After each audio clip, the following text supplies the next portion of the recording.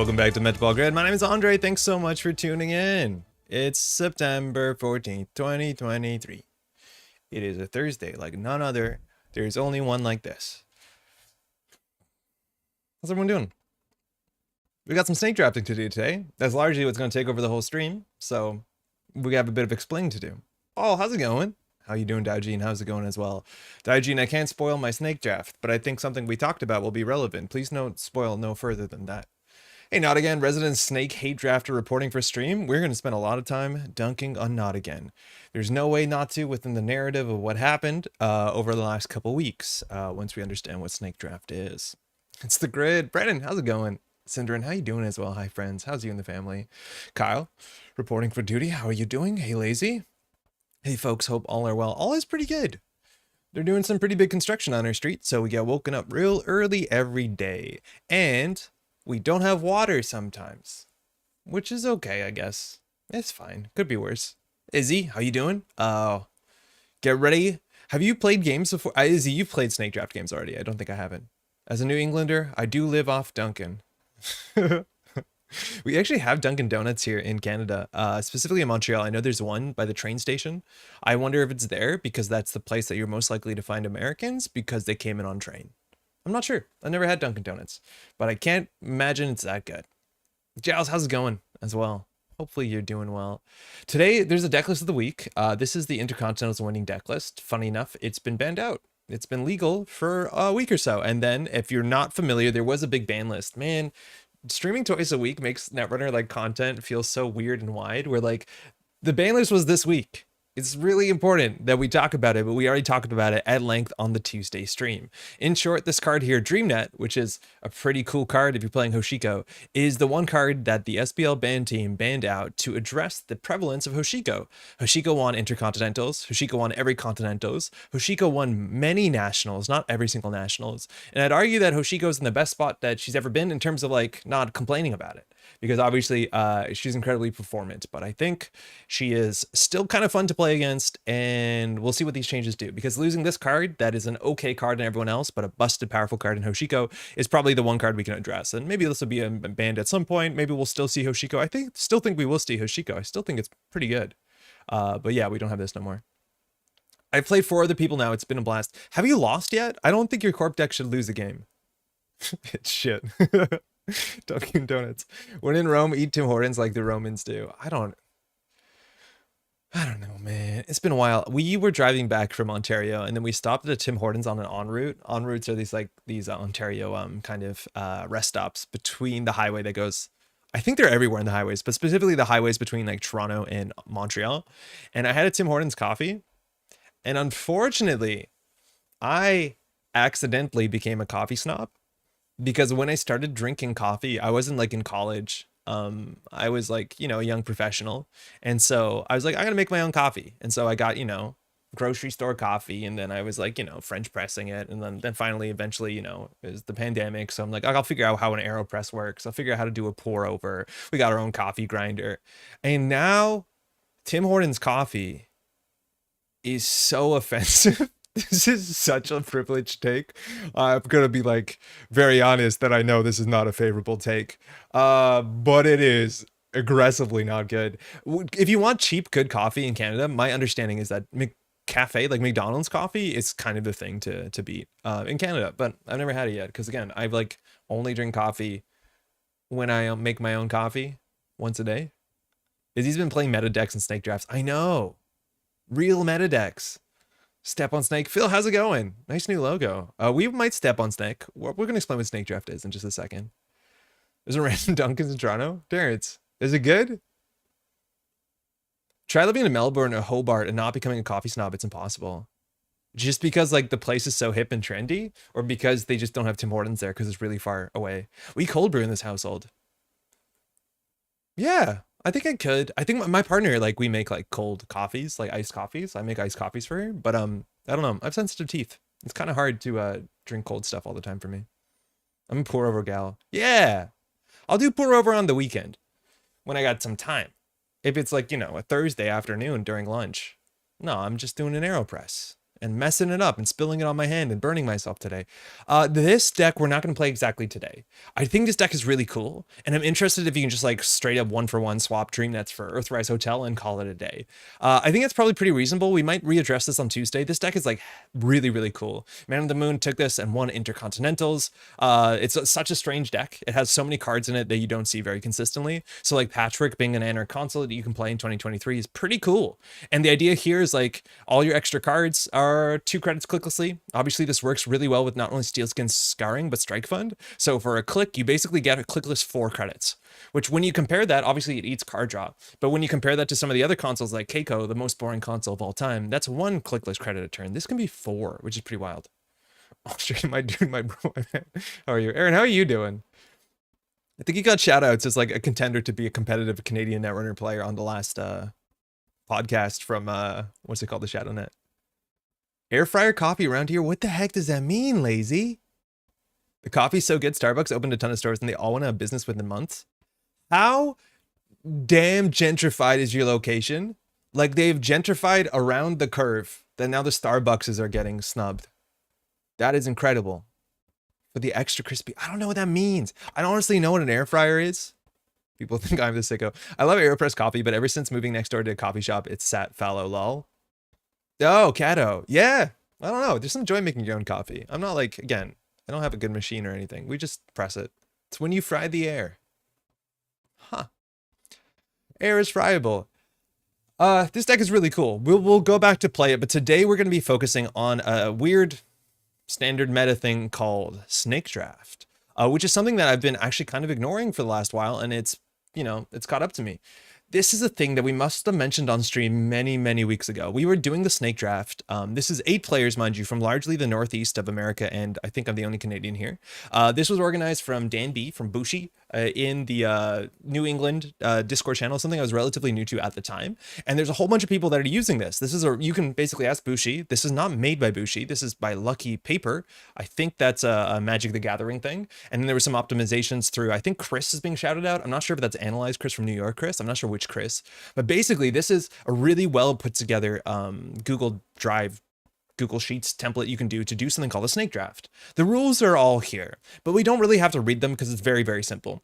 It is Analyzed Chris. Okay, cool. That makes sense. That makes a lot of sense. Good old paper. Nothing beats paper. In short, so this is a fully done Snake Draft. I'm going to zoom out slightly, but how this works is this started with 8 players randomly. They say, put their names at the top. And then we start here where the arrow goes in. And imagine this like some really weird game of snakes and ladders where we just keep going and you keep wrapping and you see how the arrows go and you wrap down. So Hank was the first pick. And what Hank can do, Hank can name any card in the standard format, barring, this is runner cards, mind you, barring Sure Gamble, which is everyone gets Sure Gambles, and Hoshiko being the only banned card. And whatever card he says here, he now gets 3 copies of that card in his card pool to build decks with, and nobody else does. So Fermenter went as a first pick. I think that's a pretty reasonable first pick. Seb went second pick, Liberated Accounts. I think that might be my favorite first pick here, maybe. And then it kept going. Not Again took Daily Cast and Dirty Laundry and so on and so forth. And this happened asynchronously, so it took us only about like a week to get through it, which was really exciting to go back to Discord and check what's up. You see me, this is the bad part, I'm on the end, which means I get 2 picks in a row, which lets me put together like some synergies, but it's also kind of really bad, I think, because I would have to come back to this like a day apart before my pick gets picked again, as opposed to someone in the middle who gets like to go pretty consistently. But we'll talk about this on the Corp side because I think it's more impactful. But you see how like with the color coding, things kind of stratified in a way where like this side of the table is like clearly we're going Anarch. The middle was like a bit neutral into a bit Shaper. And then the right side all started like drafting on top of each other Criminal, which is probably a pretty bad thing to do. But I first pick, the way I do it is I pick the most generic card that I'd be happy with, and I didn't want to lock a lane. And most people did that. I'd argue Dan B locked Criminal pretty early with a 5 influence card, but like Amaku is an amazing first pick. Bravado is a pretty reasonable first pick, and I decided to just take Paragon. I think Hermes was an option, but I wanted some economy here. I could have taken Hermes in hindsight. And then it went back and forth.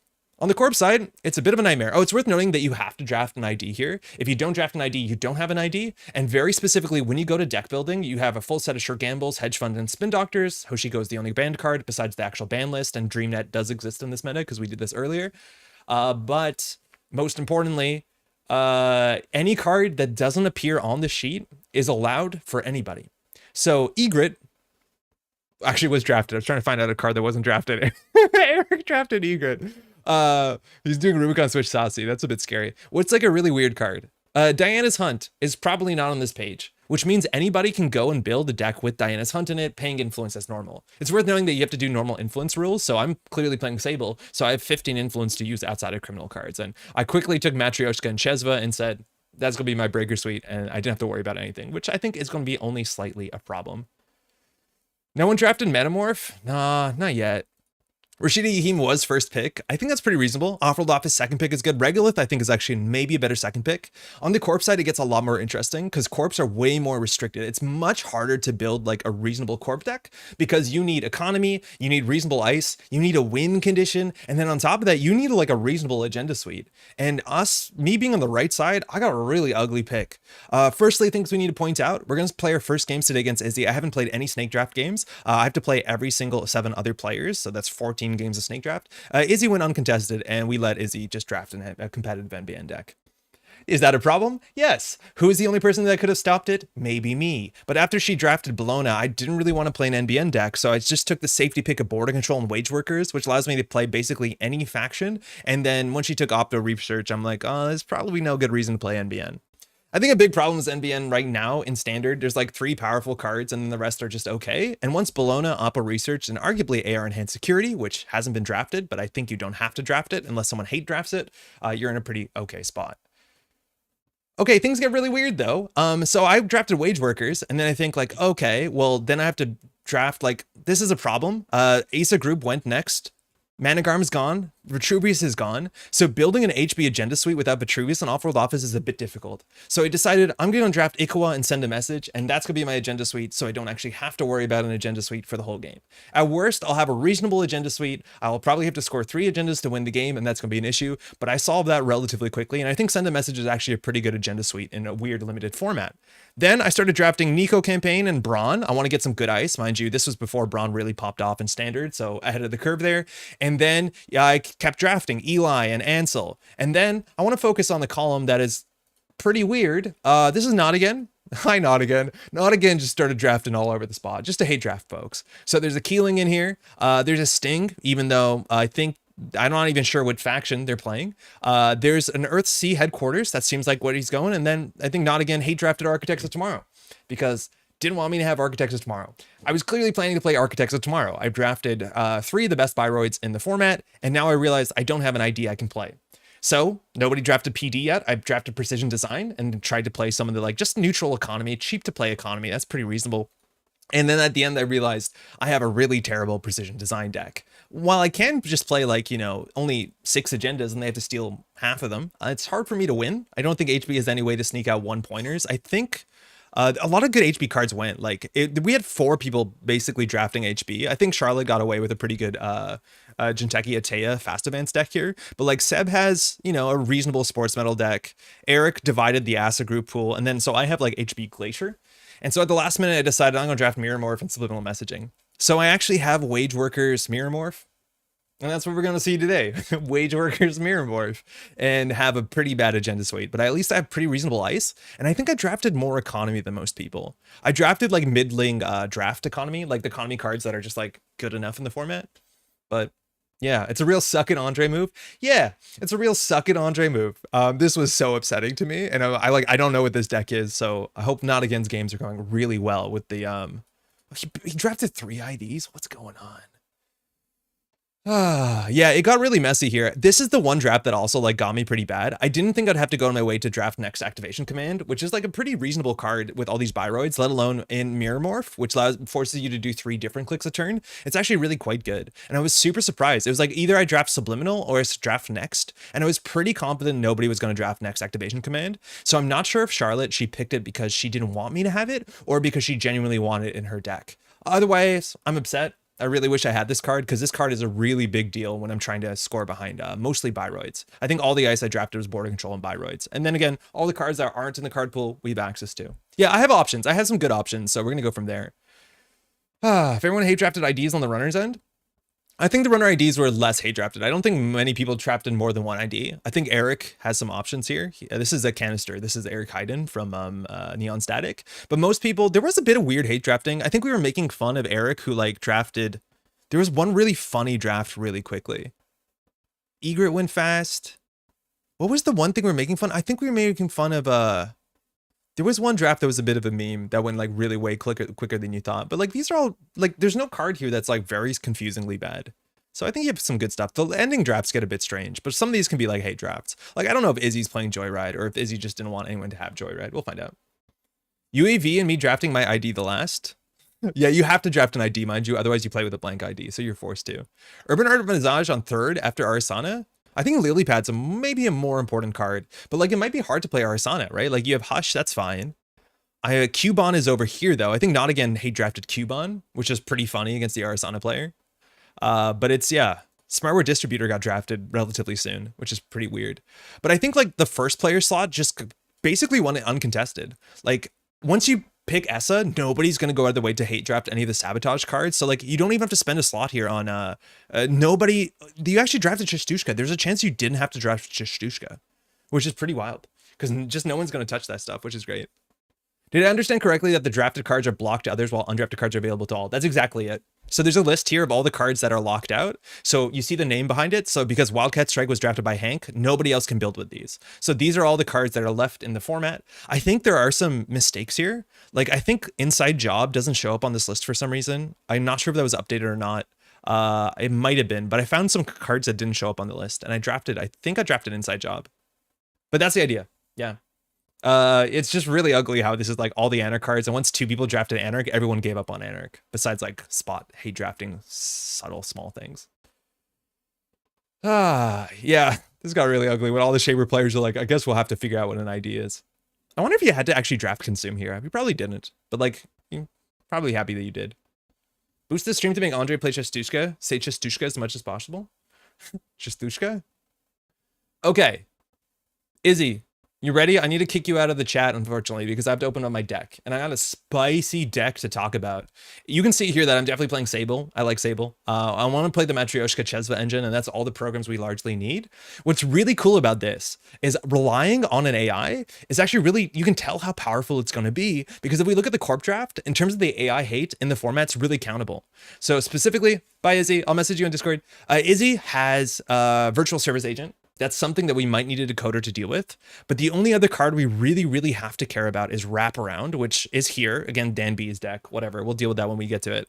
And then Charlotte drafted Swordsman. Our deck currently has no way to draft a Swordsman. So it's super important to understand that the one rule in this other format on top of it is that you're allowed to change your deck once. I was trying to metagame this so that I could play against Charlotte first, so that I could play a killer in my deck just to be able to break Swordsman and then remove the killer from my deck. Because I have no reason to play a killer at all in the entirety of the format, unless I'm worried about like Stavka half run. But otherwise, like I don't need a killer because this is the only thing that demands a killer. From that point forward, like maybe I want to play a code decoder because of VSA. Maybe I want to do some other stuff, but this is really important to know. So our first matchup is going to be against Izzy. We're not going to do our deck change. So we're going to lock into our main deck. And then we're probably going to try to play in Charlotte in last because we just can't deal with Swordsman unless we change the deck. So Izzy just has a good deck. This is like close to the Laura's Mari decks. Playing Reality Plus, so a bunch of tags. Starlit Knight on the face check. VSA is going to be really annoying. Mindscaping is just good enough economy. Ping, of course, but like Bologna, Artificial Crypto Crash, Opera Research. There should be no seamless launch here. That went very quickly. I like that early draft. I think that's a fun card. And then we have to understand where she has economy. I think the one card that we are going to struggle to deal with maybe is NAPD Corden, which is pretty powerful. And understanding that she has pivot, so she can pivot into an Opera Research is going to be very difficult. So when you look at the runner cards, like understanding how many slots we can put into our deck to like deal with tag punishment, that's going to be its own issue. If we look at what we have just like generic good stuff running Sable, kind of like the startup Sable that won the event that we ran on this channel many moons ago now, earlier this year. But we have basically everything we want from Sable, barring some small things, right? Like Bravado, Paragon, Chesva, that's fine. We have Red Team for early economy. We have Leech, Chesva. That's an economy source on its own. We have Info Bounty and Zenith, which is fantastic. We have 3 no free lunch, which is going to be the best thing we have against tags. Our multi-axis is entirely Maker's Eye. I think we have no other multi-axis. I think Legwork is gone. Dawkins Pass is gone. Wake Implant probably went pretty early.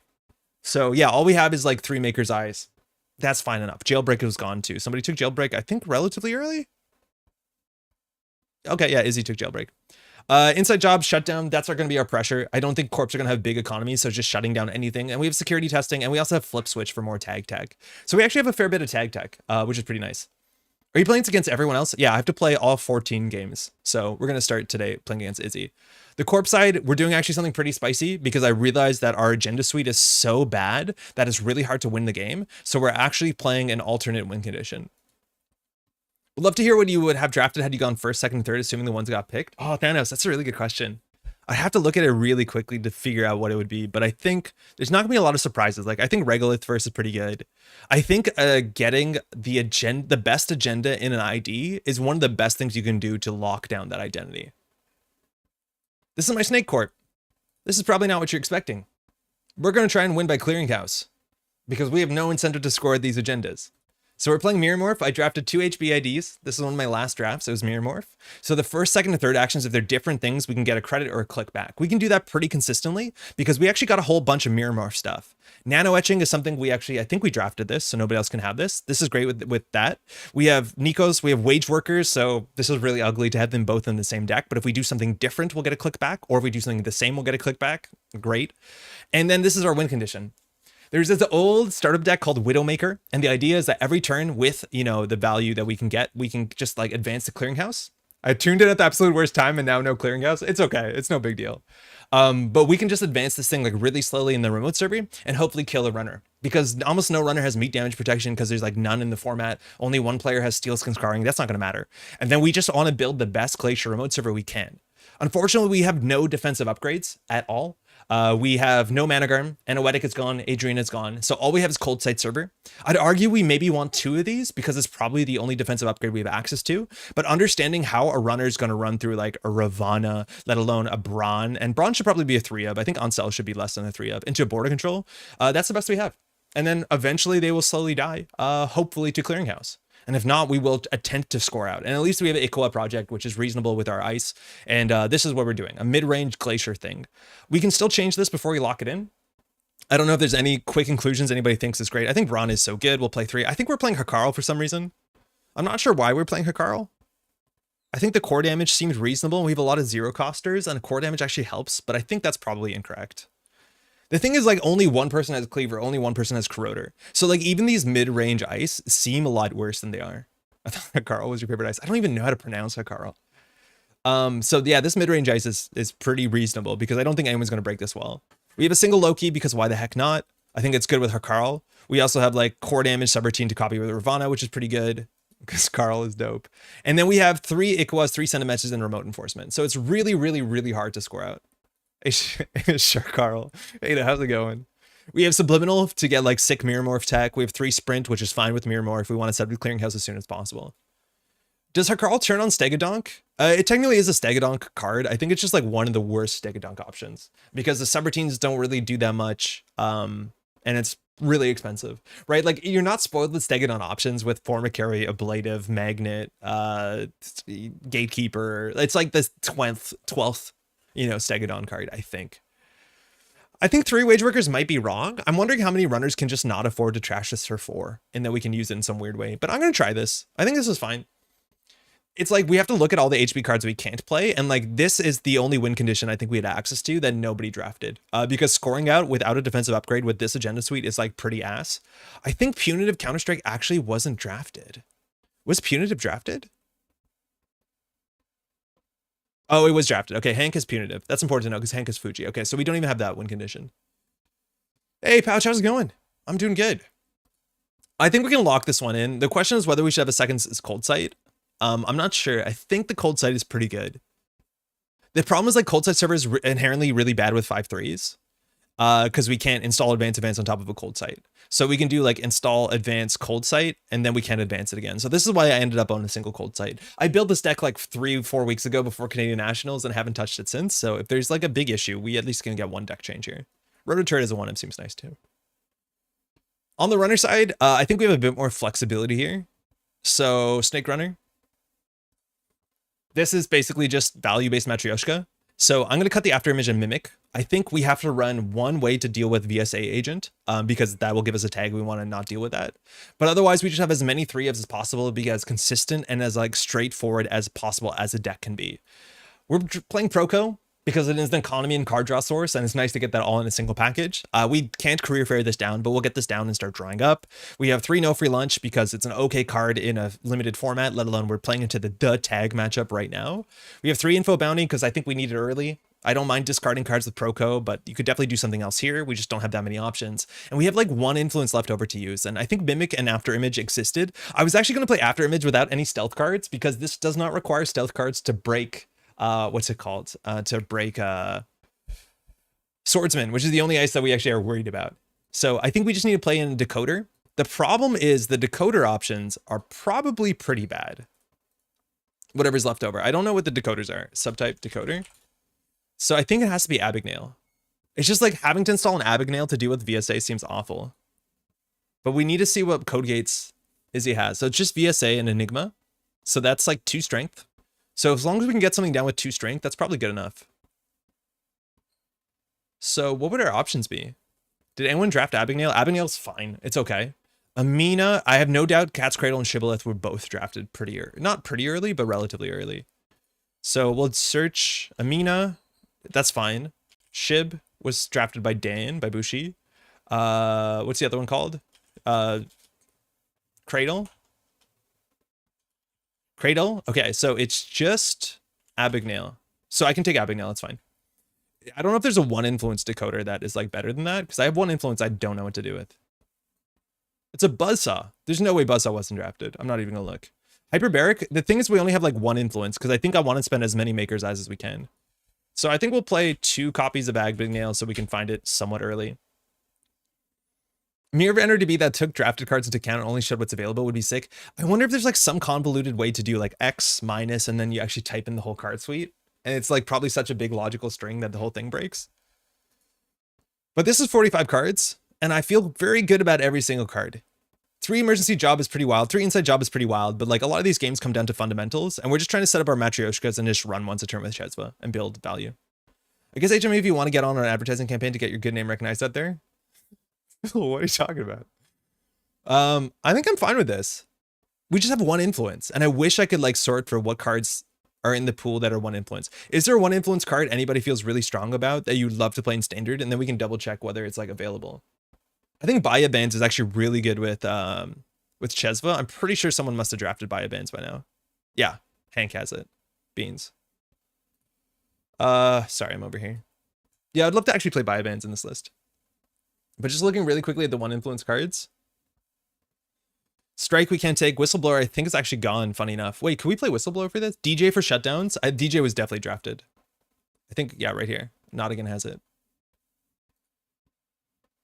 But we actually had to DJ, not to Steve. Cubon was drafted. Stone Chip actually might be reasonable. I don't know if this card was drafted. Yeah, Xern, we're playing our first snake draft game. How you doing? I think Scrubber's pretty okay.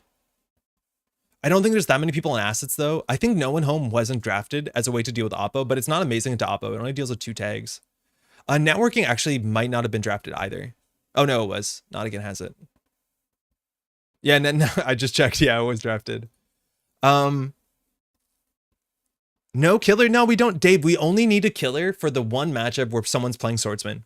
And that's only 1 matchup. Otherwise, there is no Sentry hate in the entire format. Besides specifically, what's it called? If someone has half-run Stavka. But if that's the case, we just put Flip Switch in our deck. Because we actually drafted Flip Switch.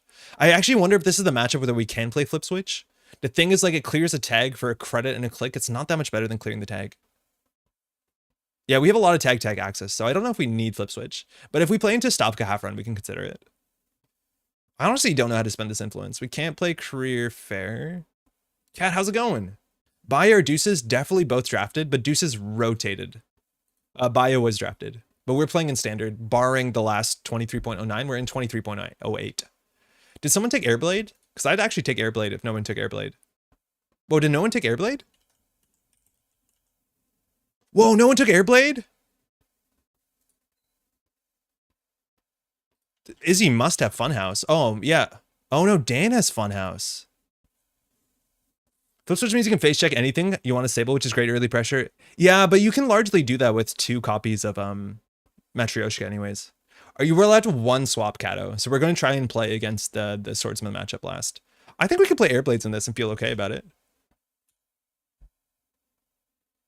Win encountered ability. So if we can look at Izzy, and like Izzy's only the first matchup. In terms of win encountered, Izzy has Starlit Knight. That's it.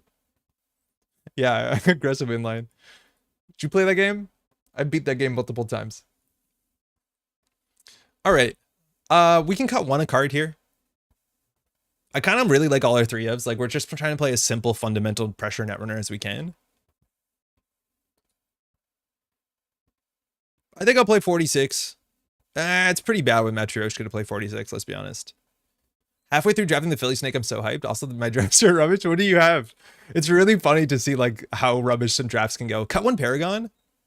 We don't need the MU. Okay. Yeah, okay. Let's go. Let's get it. Let's just make sure Izzy's good. You good? What side do you want to start? So we're going to start playing against Izzy, and then we probably will have more time. And then after that, we're going to try and play against some other folks. Just to get a whole bunch of them done. Because again, I'm way behind. A lot of folks have played way more draft than I have. Either's fine. Your choice.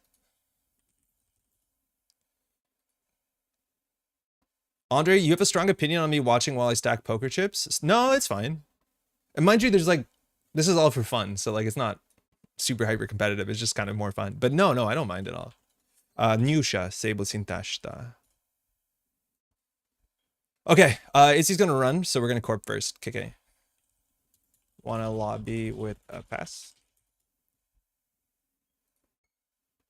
I'm really excited to see how bad the Snake Corp deck is. We should very quickly before the deck starts, or the game starts, see what we have to play around. I think the one thing I know we have to play around is Izzy has Sneak Door, and that's obviously pretty bad for us. Because like there's not that many reasons in the format to ice archives. Admittedly, Izzy has Amakua. We just cannot play we can't play Mavirus, can we? There's no way somebody let us have Mavirus. Oh yeah, Charlotte has it. I really like Charlotte's draft. I didn't name it, that's fine. New corp deck. My first 4 corp cards are Maryland, Bladderwort, AR-15, Anansi. What's it? AR-15? That's an assault rifle, I'm pretty sure. A MirrorMorph. I do like MirrorMorph. I drafted a Keeling Waroid. I see you snuck it in before oh, Ares. I see you snuck it in before the autocorrect. What's the plan with Wage? You'll get one trigger on the other, or do you have a plan to get both? I think it's like, Izzy doesn't know how good it is, so she'll probably have to trash it. But worst case, we can like triple advance out or quad advance out. Like Wage Workers actually lets us do the install advance and then click cold site server. Like it gives us some flexibility. I think it's probably the worst card in the deck. I just find it really funny that we're playing Wage Workers MirrorMorph because that should be a sin.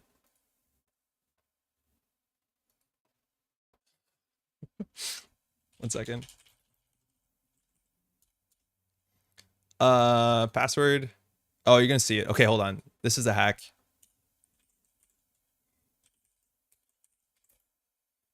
A runner. No, I'm corp. Never mind. Yeah, it looks like a private game, doesn't it? Izzy taught me that. It's not should be a sin. It is a sin. Tora. No, it's fine. It's fine. It's fine. Okay, we're gonna really quickly review what Izzy has access to. So 40 cards. Saya. Let's see. Just reviewing. Hey. Just reviewing your choices. Okay. So if you don't know Izzy was on the channel, I feel like a week ago, 2 weeks ago, playing some Keeling from QTM, the host of the QTM podcast. Episode 4 just went live. You say a lot of really nice stuff about the channel, but genuinely a great podcast. All right, Izzy has Hermes. That's not a problem. We just have to remember to res our kill condition. Wake is our HQ pressure. DreamNet is reasonable. A bankroll, so that's the reason why she wants to run Hot Pursuit for HQ pressure and the tag, right? Like they're so I think Izzy has almost all the tag punishment that you can actually play rogue trading hot pursuit with not a big downside. So I think she's going to play like no resources and have tags. So again, I don't want to take our one deck swap here, but like we could have played predictive planogram as punishment. Our deck doesn't have a good economy, so we're just going to kind of like hunker down. Oh, this hand is so unbelievably bad. Thanks, you too. Easy keep. Yeah. We got Carl, how bad can it be? Okay.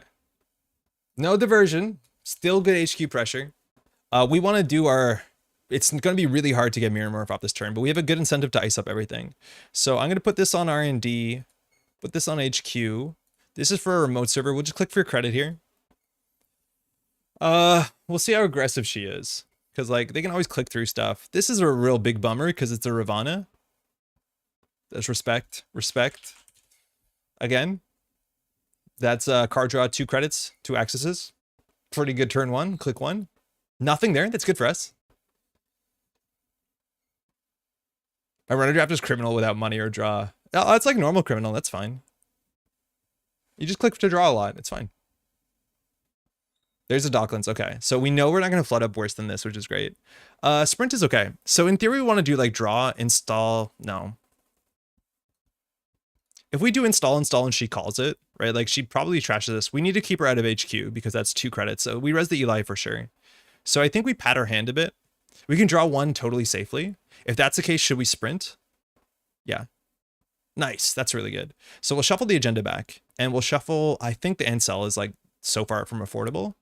Then we can install the nano etching, hit the nano etching. She definitely has to trash this. So I think we just do install ice on a remote server, click for credit. We want to have the border control on the inside because if she clicks through it, through the Eli, then we get rid of the border control. So we do credit and then we can get a credit here. Holy, hold on 1 second. Something just fell from a top shelf. 1 second.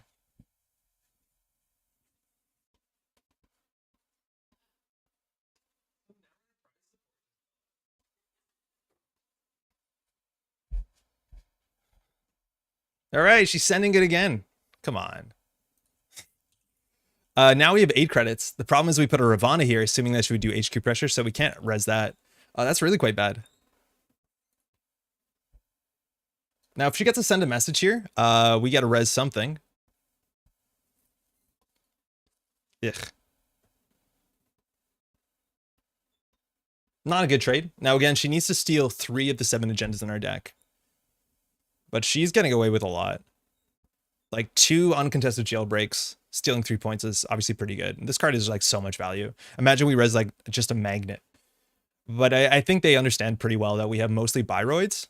Oh yeah, Amakua. Chit. We're gonna make her use it.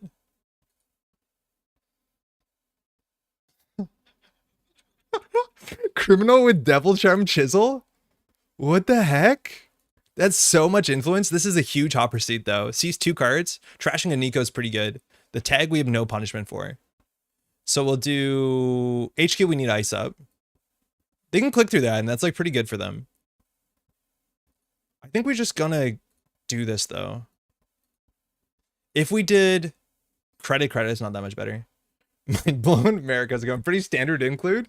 I would expect that for Amakua, but I think that they had like a lot of influence left over. So like, yeah, just send it. Okay. Our early game is going to be a bit gross, but now every turn we can do a draw, hit this, install, get a credit. So like we're going to get 3 credits a turn from this point forward. And I think all of her economy is attached to like making successful runs. So eventually we will, you know, glacier out. Okay. We're not weak to Sneak Door yet. That's an Eli. We're going to ice HQ a bit better. We're going to hit this. We're going to gain a credit. I actually think here we have to ice up R&D because they obviously know it's something we can't really afford to res. MirrorMorph crying in a corner. Avatar, we got it that turn. We got it twice in 4 turns. That's not bad. It's pretty okay. MirrorMorph is really tricky. You need a different mindset to play it. And I'm not the most experienced MirrorMorph player, but I think it's one of the most fun ideas. Here we have a good incentive to draw first. So we can do draw, then hit this. This thing makes MirrorMorph so easy. Like I really, really like this card. The problem is it's going to like clog our remote server for a bit. We also know we're the only one with inside job. At the point that this set came out, Estebrado I don't think was drafted. Bankroll. Okay, so now we want to ice up a bunch more. Okay, so we'll start with event. Subliminal is what we want. We have a clearinghouse. So we have to shuffle 2 back. That's a bummer. So, probably should have kept the Brawn. So we need more ice on the remote server. So we did event. So we'll hit this. We'll install. And click for credit. Excuse me? Oh, it happens first. Neat. I didn't know that. So you can actually use the credit to pay for the installation cost? Does that work like that? Because it didn't install the ice until after. But eventually we need to, again, get something nice enough. Like just a Ravana on archives makes this good. All right, we'll res a Brawn. I don't think they have to click through all these subroutines. The first one probably doesn't matter. We only have 2 cards in hand. Ah, that's the Ag Infusion respect. So we have that res now. We know we're the only one with emergency shutdown. Maybe we'll see like Capybara into something.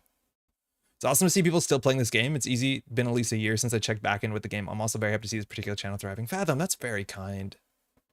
Yeah, we just uploaded some like real gameplay. We have a whole series coming up. That's a bummer.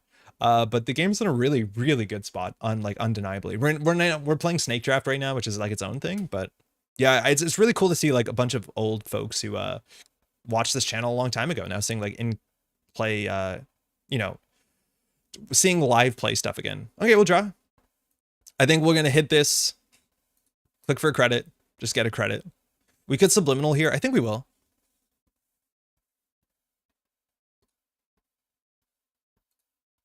Again, we need an ice for archives. I think we have a fair bit of ice in the deck.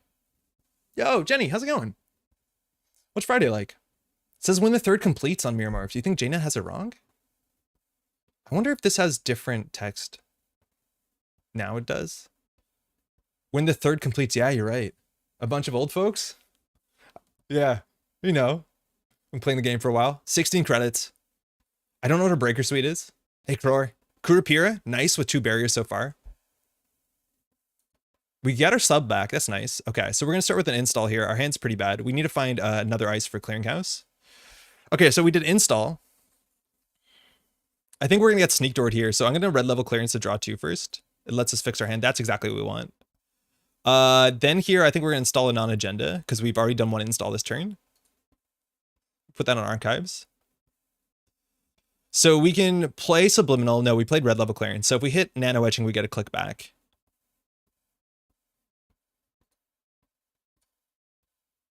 We will gain a credit here. And we'll discard an Ikua.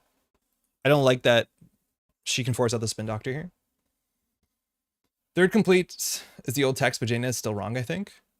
Oh, okay. Friday morning is nice heating up here again. Oh, yeah, summer's starting, huh? We're getting the opposite side, but such is the planet. So Hermes is only going to fire once more this game. So we're feeling pretty good about that. There's a Cradle. Code gates go +1. But having to break a 5 strength Ravana with this is an absolute nightmare. Okay. Full breaker suite is there. I think we have to push a remote server and force them through a bunch of stuff. Okay. Server 1. Again, I would love a more defensive upgrade here. But like this is where we're not posturing to score out yet. So that's install. We're going to hit this. Again, we need so much more money. We can subliminal. Yep. And then gain more. Her MU is full, so the bankroll hasn't been doing much. But we're now at 17 credits. We have good money for this format. Hey, Jai, good morning. How you doing? I wonder, like, I think there was an article back in the day about how much the MirrorMorph text changed through testing. All right, they've gone halfway through their stack. I don't know if we can check really quickly what the multi-axis would possibly be here. We know the DECKLISTS. I think that's it. Oh, they have a Wake Implant, which, like, yeah, HQ's in a reasonable spot. Hey, Gabriel, bonsoir, les amis. Ça va? I see you, you're probably doing some testing out there, huh? I know you're trying to get into the game, get that standard gameplay in. It's a really exciting time to do it. I see you in the testing group chat. Okay, Spin Doctor, yeah, unfortunately. That turns off the subliminal, so we're going to put the Ikua back, and I think we're going to put the Sprint back. There's a chance that the Eli is better. Eli lines up really well against Kurapira.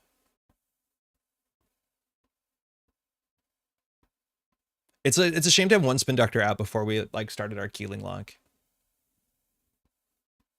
Because like we're gonna install Advanced Event the Oracle. These are a snake draft decks, Cror. So again, any card that was drafted, nobody else can have. The wage workers.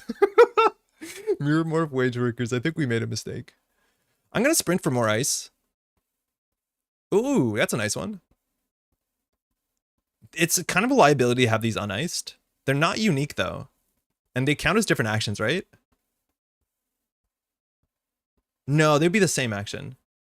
Having a blast playing standard. That's really good to hear. So we'll install Nano Etching credit. We've been now firing MirrorMorph every single turn since like turn 4. Yeah, it's wage working time. Yeah, I put it back in the deck. It's fine. But now next turn we'll do install Advanced Clearinghouse and see how it goes. They are different actions? Really? Because they're different sources. Thank you. Both Cror and Terrence. Same action, different action to carry a wage worker. Imagine 3 nano etching wage workers. Apparently it doesn't work.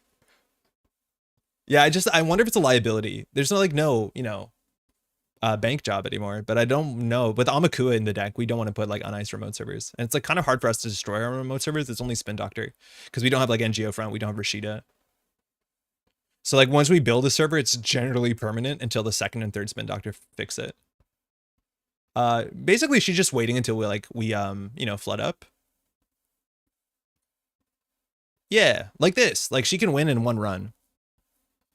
The thing is, if she clicks through the Brawn, we're in an okay spot. And it's nice maybe to keep an Eli in the bin just to have the Brawn respect. If we do install advance, that's the best we got.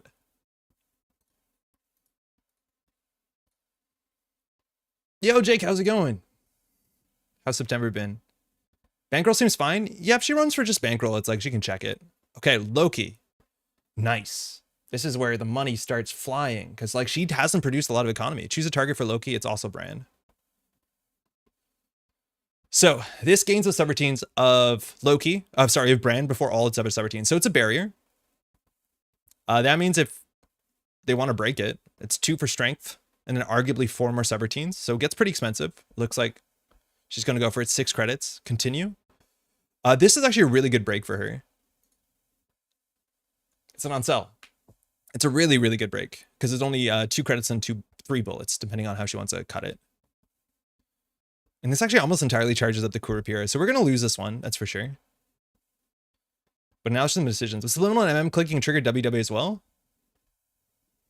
Can you?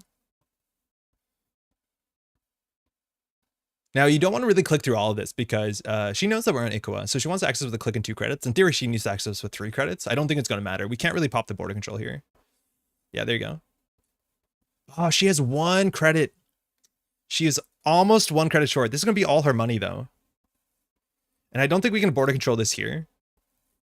What's the border control before she breaks with Kuru? I don't think we want to. I think if she trashes this and goes down to 0, we're actually like pretty happy about it. I don't think she was expecting to see that. Glacier. Where'd that tag come from? A hot pursuit on HQ. Through a Brun. Nice. Oh, now she's running. She has no money, though. So she has 2 clicks. So we're going to res the border control. This at least puts us down to 2 credits, which is okay. So she's hoping we can res there. With, you know, a revolver, it's not that scary. So here's where we have to recover. Ooh, wage workers. If we do install advance in the Ikoa, we can score out, but it's going to be like pretty slow. So I think we have to like stabilize a bit. So I think we do nano etching, install a nano etching, hit nano etching, click for a credit, click for a credit. The question is whether we can force her for more like sus runs, but like we recovered. We went from 2 to 6. Would the Ravana have been more devastating? No, she just clicks through it. And then we have 2 Ikoas in hand, so we know there's still 3 agendas in the deck she can steal. If we had all the Ikoas in the deck, yeah, then we would have rezzed it, because if she clicks through it, there's not that many good runs. Kurapira's charge is bad. Could have res Ravana there instead. Should have brand the ETR, whatever you wanted for unsell. Yeah, but she had 2 clicks. This is bad that she has a charged Kurapira. I assume there's a WW player saving Subliminal for it. No, not really. It's kind of bad, but I don't want to play Subliminal there because we want to pad her hand. Yeah, she has to click through this. So here she can't steal the Iquas. The problem is we have 2 Iquas in hand. But like, this is what we want her to have. No money. Admittedly, she can get through the Brawn for free, so she might run HQ. I don't know if she knows this is an Eli. I don't think she does. I think the nano etching was 100% supposed to be a new remote, so we can get pushed if she trashes. It's kind of hard because with bankroll, she can bounce off of it, and we know she has Amakua. Right? Like, Amakua is the only way that she can deal with this ice relatively signed. So as soon as we make a remote server... Oh, nice. We're going to stop the hot pursuit. Oh, we have 2 credits. Oh, that's so important that we had 1 more credit there. Because if we stop the hot pursuit, that's like the most economy on a single tag she has. At least the Iquas are safe. Showing up, WW and MM deck. What a beautiful sight. Yo, Monty, tell me about it. How's it going? Thanks for supporting the channel, by the way. Yeah. Felt bad. All right. So here we can do like subliminal. We're just gonna get back into the money game. We'll do subliminal, hit this, click for credit, gain a credit, gain a credit. So we went from 2 to 8 in a turn. It's pretty good. Cat's Cradle ruining the day. Oh, you're right, because I didn't realize the Cat's Cradle math. That actually this costs 4. That's why I thought we could res both. I was like, oh, we're on 3-3. Rogue trading. Okay, well, we have to trash that. Luckily, that's a firing a MirrorMorph off of trashing a resource is pretty perverse.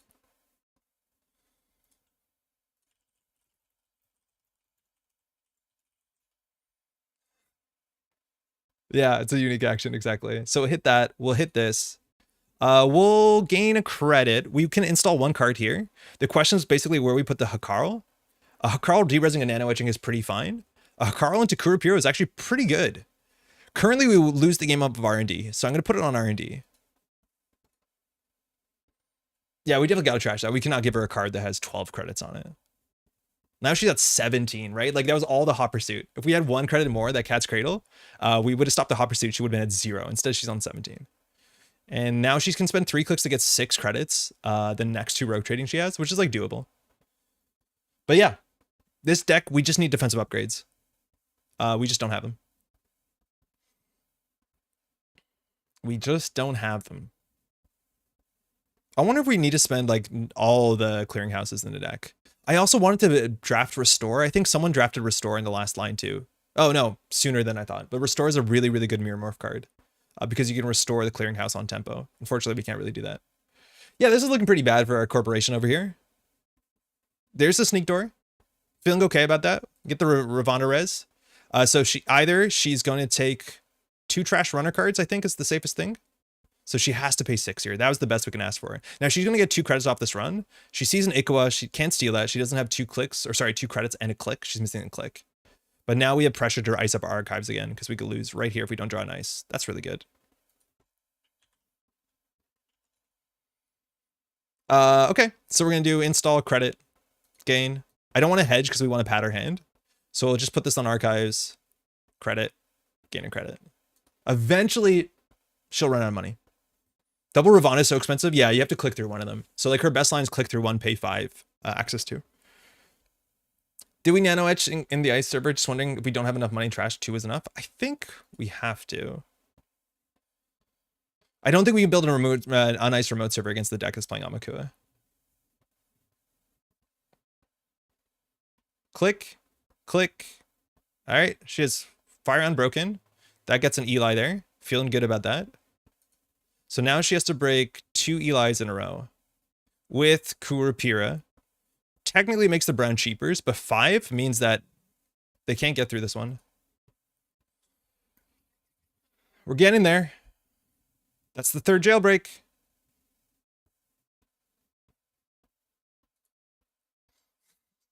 This is what you want to be doing against a run-based criminal. Like, it's going to take us a while. We have more spin doctors. We have another... I don't want to draw that.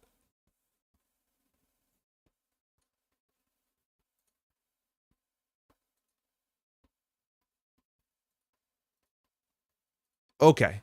Wage worker's gone. Gets through by clicking, yeah, but then they can't steal the Iqua, and they have to click both of them. I think she didn't have enough money. But she understands there's an Iqua in hand. Mercury, hell yes. Thomas, how's it going? Sneak Door is built on Unity, so they have to pull it and recode it on Unreal or Godot. Yeah. What is the name they have for that licensing fee? It's so funny. Oh, we actually can tax out Revolver with Road Turret, which is nice. All right, I think we will hedge here. Trash, resource, again, we can't allow that. It was 3 clicks for, we'll hit this. So we can get a click to install a card. I think that's totally fine. Rototurret on archives, I think is probably what we have to do. Cool. We've built an ice brick. I think the remote server might be the easiest server to run though. She could have clicked through one of the subs, likely not worth it. Like break one, click through one, yeah, not worth it when you know the Iqua's in her hand. If Sneak Draft made you pay 1 credit for the corp on installing, I'm riot. It's for every install. It literally Unity made a current. All right.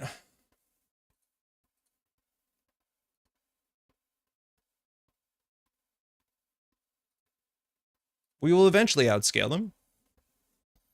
Tuning in, God, that's some ice. It's Snake Draft. Yeah, Crore has the ice cube there. This is the ice cube configuration. This is strictly what every corporation in Netrunner is trying to build to. It's just very few can have the sort of efficiency on tempo to get there. Wow, actually playing Joyride. 17 credits though. Okay, sprint is going to make R&D a problem. We are going to do that. Nice, cold side's good. So we'll shuffle the Iquas back. Server 1, hit this. Okay. Wait. Oh, we play 2 events.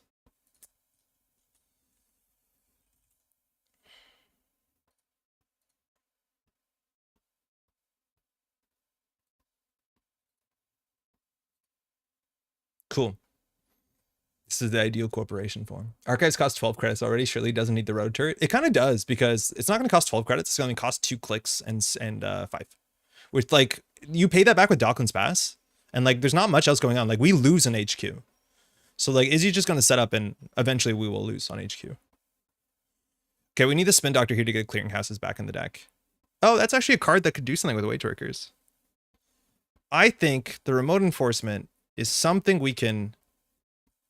Okay, so we can do nano etching, install, advance, cold sight.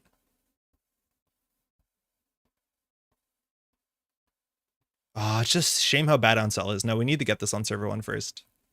We lose in 1 sneak door run. Like, that's the problem, right? I want to keep the hand padded, so we'll just do this. Old MirrorMorph special. Oh, I did that one already. What keeps me coming back? You may not like it, but this is what peak core performance looks like. Yeah, just clicking for 4. That's exactly what we expect. Another Brawn. Okay. So we can do install, advance, cold sight, install, advance. I think we have to force them to spend money on this. So, okay, just thinking. We hit this. Sorry, we hit this. We install this. We advance this. We get a click back. We hit cold sight server. Perfect.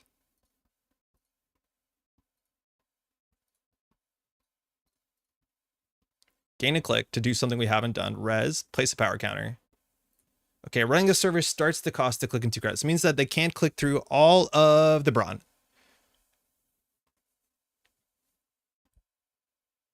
But, like, we're going to lose on HQ. It's me. Healing. Yeah, this card we probably need to play one more of, but the problem is it's like totally pretty ass with 5/3s and MirrorMorph. Because you can't really operate it with 5/3s unless against you have wage workers. Which against any other runner, we'd put wage workers on the table and trade a click for 4 credits. So she knows we don't have Seamless. I'm pretty sure she knows we don't have Biotic. That was probably drafted. Kind of surprised remote enforcement has never run standard. Seems like it should have a niche slot. The thing is, like, there's 2 cards, architectural deployment test and remote enforcement, and you can't even tell which one's better. But most of the 4-2 agendas that you see give you a bit more obvious control. Like Off-World Office for 7 credits, amazing. Vitruvius Counter is equally more powerful as a 4-2. But it's like, yeah, HB has like pretty, like, better agendas that aren't played over most other factions. ADT is better. I think ADT is probably better. We could play Tier in this deck. Yeah, ADT is playable. I'm not even sure if I could tell you what the text on remote versus ADT is. So this is search a piece of ice for the remote server. ADTs look at the top 5 res anything. Wage workers like a better biotic jonky. So that's the big thing is we have to figure out Maybe we should put a tier. There's no way no one drafted tier. We should have tier in the deck, right? It's better than Carl. Can I search tier? Because it has that accented Y in it? No, probably no one has tier. We should have put a tier in the deck. I keep forgetting it's a real card. Devil Charm. Cool. Just an econ card. And it's nice to get the border control back in archives before we have to shit. This is how we lose. So cool. All the influence in the deck is on Devil Charm Chisel, and like, yeah, it's right. Is there a link to the Snake Draft list rules? Jai, someone else might be able to link it a bit better than me, because I'm not sure if the one that I have is like very specifically from, like, I don't know if you can go in there and mess our shit up. So like, not that I think you will, I just don't know if I'm able to share it. Yeah, yeah. A fast draft pick. All right, so we can lose here. Oh no, actually we can't. Worst case, we get a free brown. This charges the Kurapira. Oh wait, if she steals the agenda, she bounces the remote enforcement. We could lose here actually. Nano etching. Subliminal, nice. Yeah, no one drafted tier. I probably should have a tier in the deck. Okay. So I think here we can subliminal first. And we can do advance, score. Search on your piece of ice, install on a remote server. On sell is just bullets. Server 1. They bounce something. Bullet dodged. So Hermes is going to fire maybe one more time now. We're actually pushing to score out. We can trash. I don't know if we trash the nano etching. We actually don't need that much more money. HQ being weak here is like obviously the biggest issue. No, our Hakarl. Hakarl's worse than Bran. Both are superior in mid compared to the old power of TLA agents, SFT and ABT. Accelerated Beta Test is an unbelievably wild Netrunner card. We could lose on this, I guess. This is still really good, but luckily she can click through this and still have Iqua click and credit. Our agenda density is like relatively high. We have 4 agendas in 14. So actually we probably should have kept another ice over the red level because we need ice both centrals a bit better. I have a link to the Snake Draft spreadsheet in the Neon Static episodes. Oh, nice. Self-plug and was helpful. The best of both worlds. Oh, wow. She actually paid 6 for that. Are your clicks worth 6 credits? I don't know if they are. Maybe because she plans to go back this turn. Oh, that's bad. Oh, that's really bad, I think. Oh, that's really quite bad. Okay. ABT think that's my favorite agenda of all time, not for competitive viability, but just some great moments. Canadian Nationals, they fired an ABT against Val because you have to, because it's Val. I don't like ABT anymore. Okay, we can nano etching for a bit. She has a Kurapira. We have to ice everything. This is a triple install turn, which is pretty rough. We can't really red level clearance to do anything good this turn. Could we do install advance and hope centrals hold and actually score out? We can't really because R&D is open. We need R&D to not be open. Funny enough, Ravana is like more taxing than run. Okay, SMC's nice. We're going to deck out. Install. 3 Elis. 3 damn Elis. This is like ADT, right? See? Even Izzy knows. What are you doing? This is weird. Sneak Doors Rototurret, which is 2 bullets into Ravana. I think this is cheaper to run. Yeah, we could have like used the red level. I don't want it to. Yeah, if we had tier, I think we actually should be playing this. Triple install turn is better than a 2-1 split? No, not exactly. Because now we can do an install on tempo. Okay, well that has to go. So then we can hit this. We can ice up archives. See, now we have a click here, right? Spin? Man, 2 clearinghouses isn't enough. 2 clearinghouses really isn't just not enough, apparently. Just take a credit. We have a lot of ice to res. We have to remember the cat's cradle. Install red level nano etching, click nano etching credit. I'm like not sure how soon the Netrunner has to go in the remote server. I think it should have gone in by now. Okay. For 4. This is getting really expensive. But like she's been making good runs into this. Can we just score out? Eventually, yeah. The thing is like we don't have enough money to like protect centrals before we do this.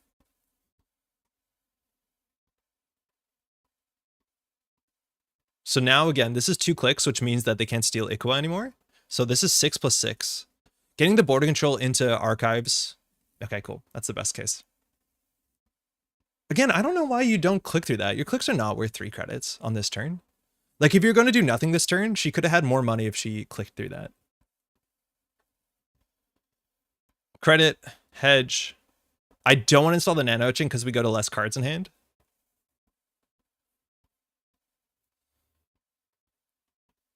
Spin Doctor. We could install this. This is safer in Server 1, let's be honest. This has to be quality extreme content. It's kind of cool. So here we'll gain a credit. And then next turn, we can score this with wage workers. That's a lot of ice. Eris, how's it going? We drafted all the Byroids besides Architects of Tomorrow, which thanks not again. Why do we ice of archives afraid of a second sneak door? Oh, I forgot she trashed sneak door. Yeah, she definitely has a second sneak door, but you're right. I did not realize the sneak door wasn't there. How does one get through double and sell cold sight? You throw the gun at it and you click through some of them. The problem is we just don't have money. Oh, you're right. With I forgot about sneak door. Installing an advanced events cold sight. Yeah, we really slowly like work them together. Okay, she bypassed that. That's good. So I'm glad we got out of hand. The sneak door, sorry, the spin doctor is the good trash here.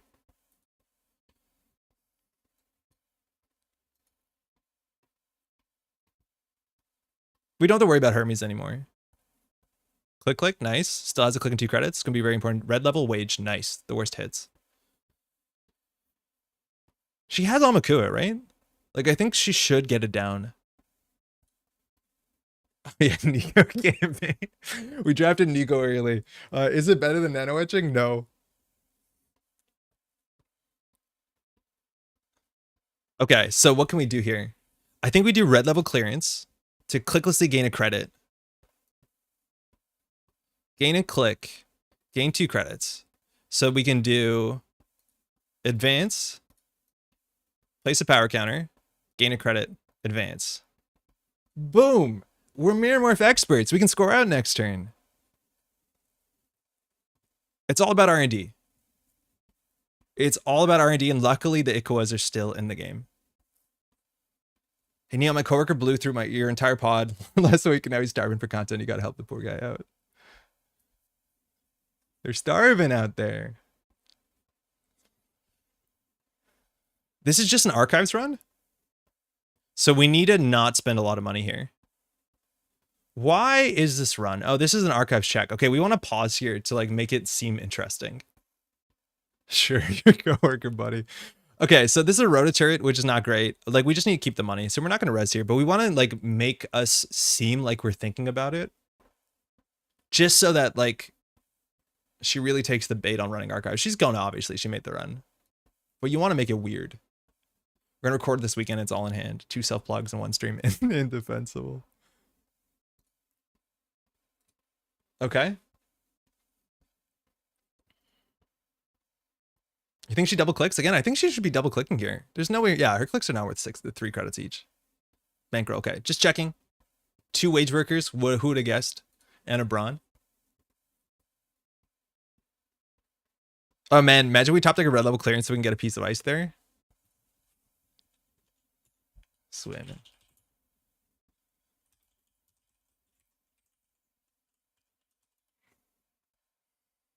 Crowd's cool. Andre, playing to max my weirdness, been watching too much San Francisco? No, I don't watch enough San Francisco.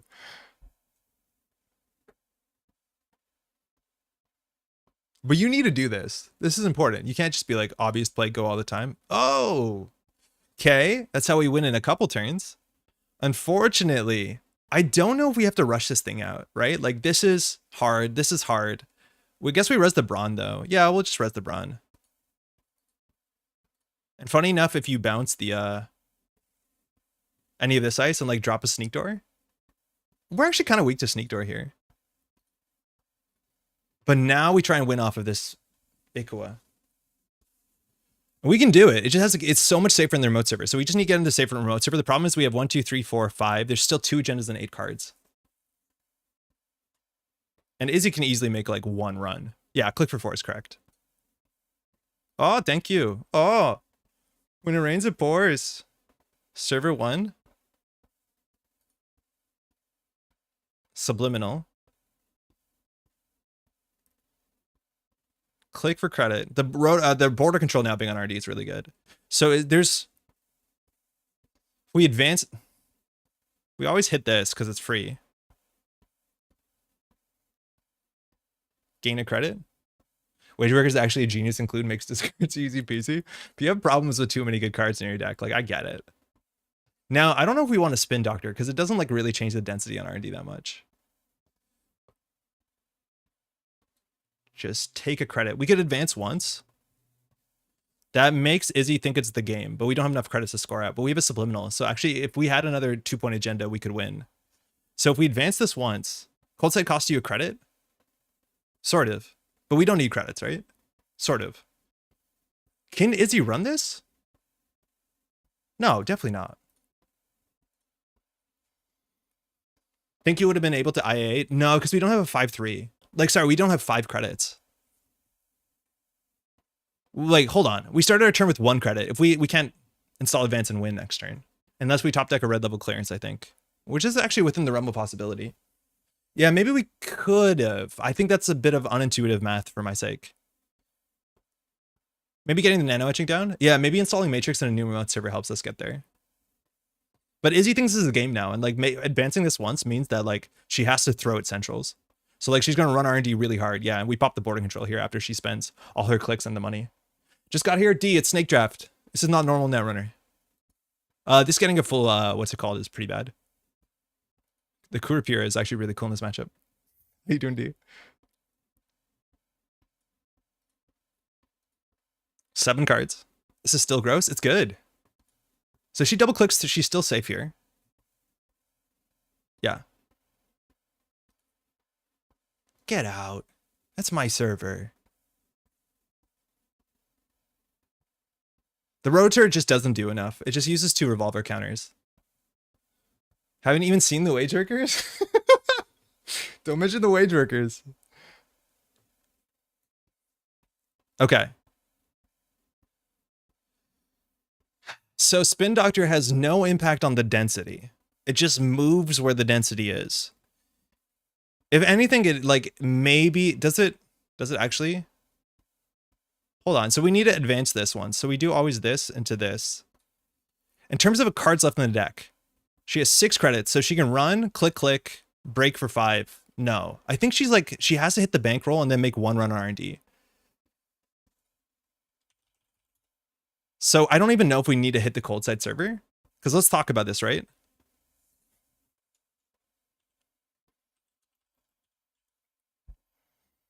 You need 3 for next turn.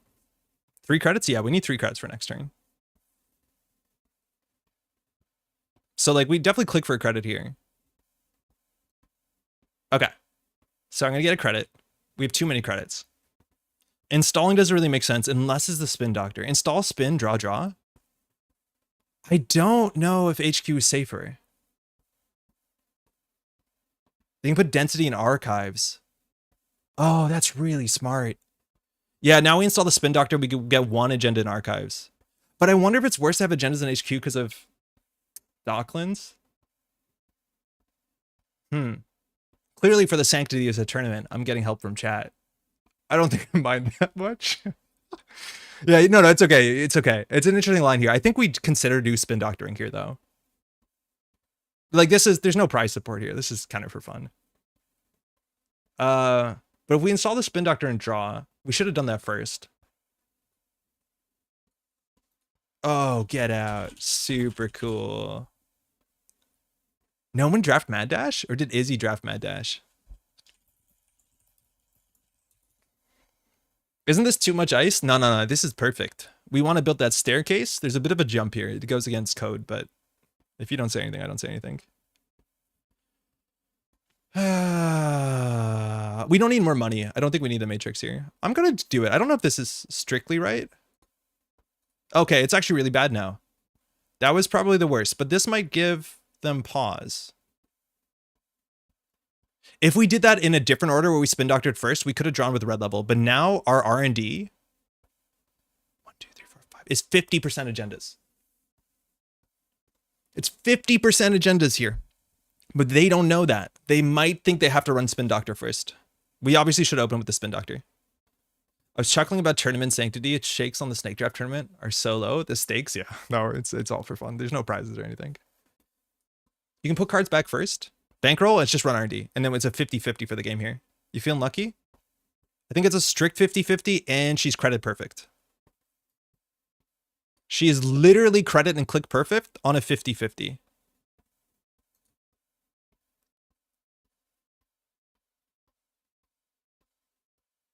Remember to pop spin?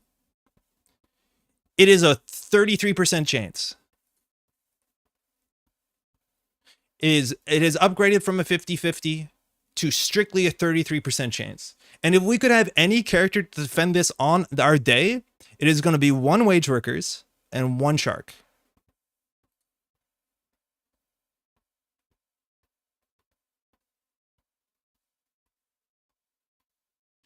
Yes, shark. Oh, my sharky friend. We sent him in for our defense. GG shark. Let's go.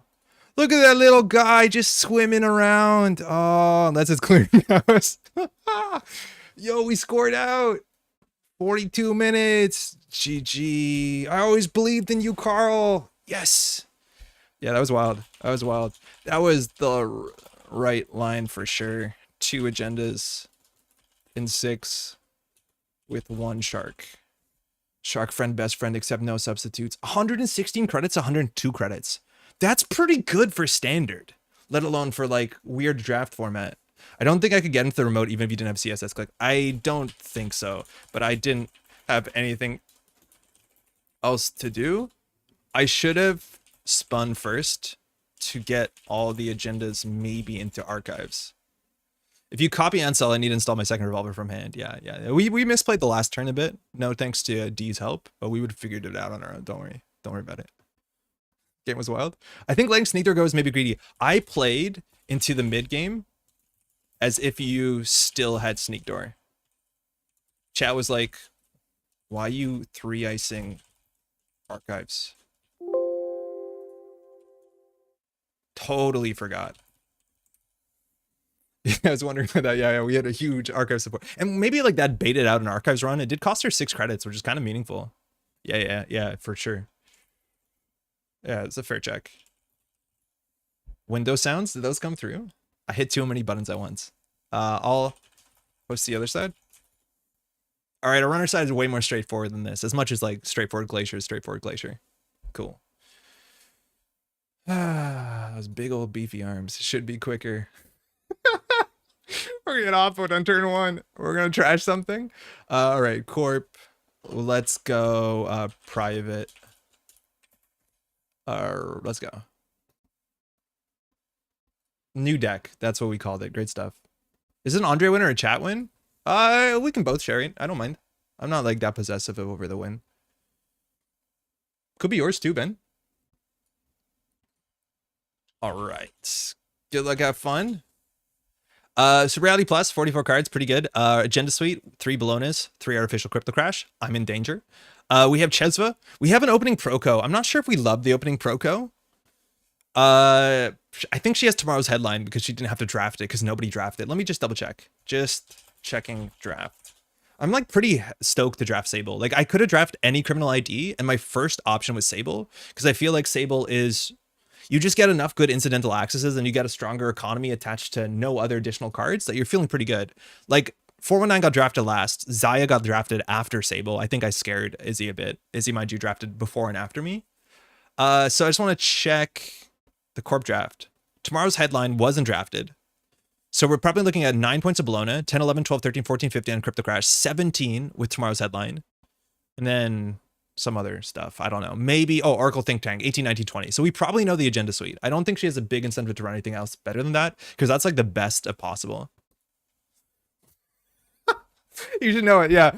Basically, this is the deck of the week after APAC, so this is just like straight up competitive standard because nobody drafted an NBN card. All right, so I think we can do tomorrow. Proco.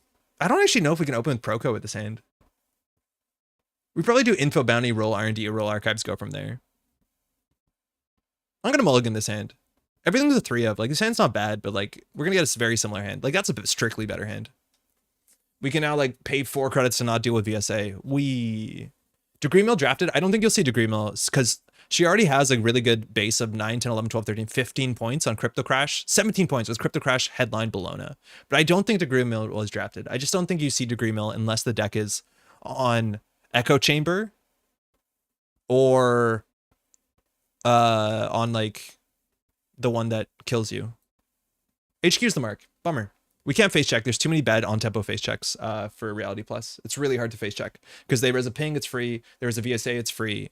So we're just going to set up, hit this button, draw. Look at us. Program with no career fair? Yeah, we don't have a career fair. We just want to play conservatively because the longer the game goes, this is the better for us. But we already have a breaker and we have Chedzva. So like eventually we'll start face checking. Again, VSA is the only really bad face check into the deck. Did she mull? I think she might have. No, she kept. Okay. That's okay. This is okay. This might be the best corp deck in the format. Time to click Proco 15 times. How many times do you think you have to click this for it to be good? How many times do you have to click Proco for it to be worth doing? How many draw cards does Criminal have? You still wait for the late game, but you're checking remotes? I don't know if we have to check. She doesn't have Seamless, so like it's not like the Crypto Crash is going to do anything. So I don't think there's anything she can put in a remote server that we're really worried about. I'm obviously saying that and immediately going to be upset when that's like not the case. But you know what I mean? Archives is the mark, so might as well. Paragon? Yeah. It's a red team. No. That's really good. We're kind of doing something. We're believing in ourselves. And we'll just get down a breaker. We can't get oppoed here. 6 to 7-ish? 8-ish times clicking Proco? Okay, we're at 4. I think. Yeah, we're at 4. Mindscaping, don't float tags, lol. She just needs a bit of ice for centrals. Because like an open R&D is pretty bad. Like Ches was nice because it lets us steal Bologna. Okay, this is where it gets scary. If it's a Crypto Crash, at least we can like offset our economy to red team. The problem is we have no way to get red team down well this turn. So we can Proco. We can run R&D. We're going to install the red team. Hopefully we don't steal an agenda here. Order doesn't matter. No, I think. Starlit Knight, good to know. We'll install this, so if it is a Crypto Crash, we're fine. In theory here, we should Proco, but we have to discard a card. I don't think we're going to need this in need, so we'll Proco once. We knew what that card was, no surprise. And it's either we Proco once here, or we might as well run Archives.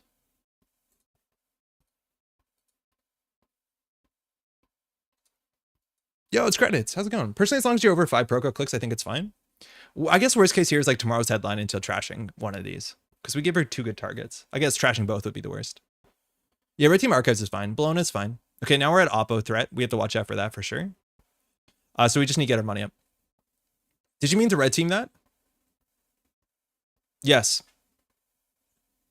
Yes. Hey, I forgot to red team that Archives run. Do you mind?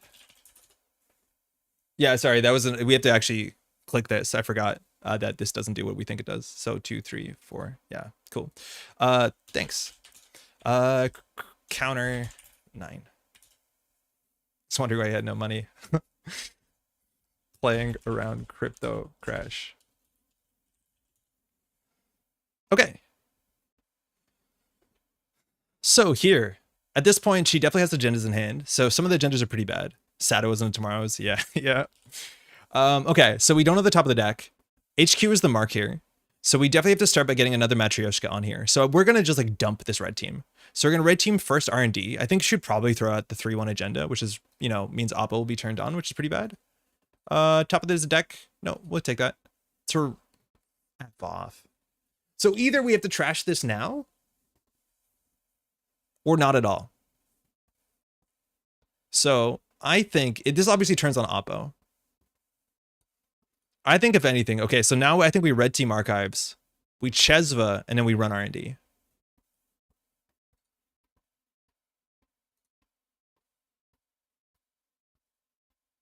It was a market forces, right? This is a competitive standard list.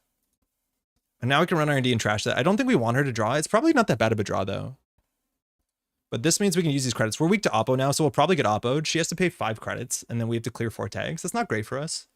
As long as we run an archive market, though, we clicklessly gain 4 credits, so it's actually not that bad for us to clear all the tags. So here she needs to do like install advance Oppo. Yeah, that's fine. Izzy deck is so high above the Snake Draft crypt. Yeah, it is way higher than all the other decks because nobody drafted NBN, and then I think it was on me, and I didn't want to do that. HQ mark. Ah, that's the worst case there. She threw out a market forces, so she has more tag punishment. We could inside job HQ. It doesn't fire red team. If we had our mark anywhere else, we feel actually pretty good about this, but we don't. I think it's probably right not to trash that card. I think we're gonna get Oppo'd eventually. But here we can go down to 0. At least if she scores out a Crypto Crash, we're okay. I don't know what the upgrade is though. What upgrade showed up in this list? Like Amaze Amusements? Like we gotta check what NBN cards were drafted by other people.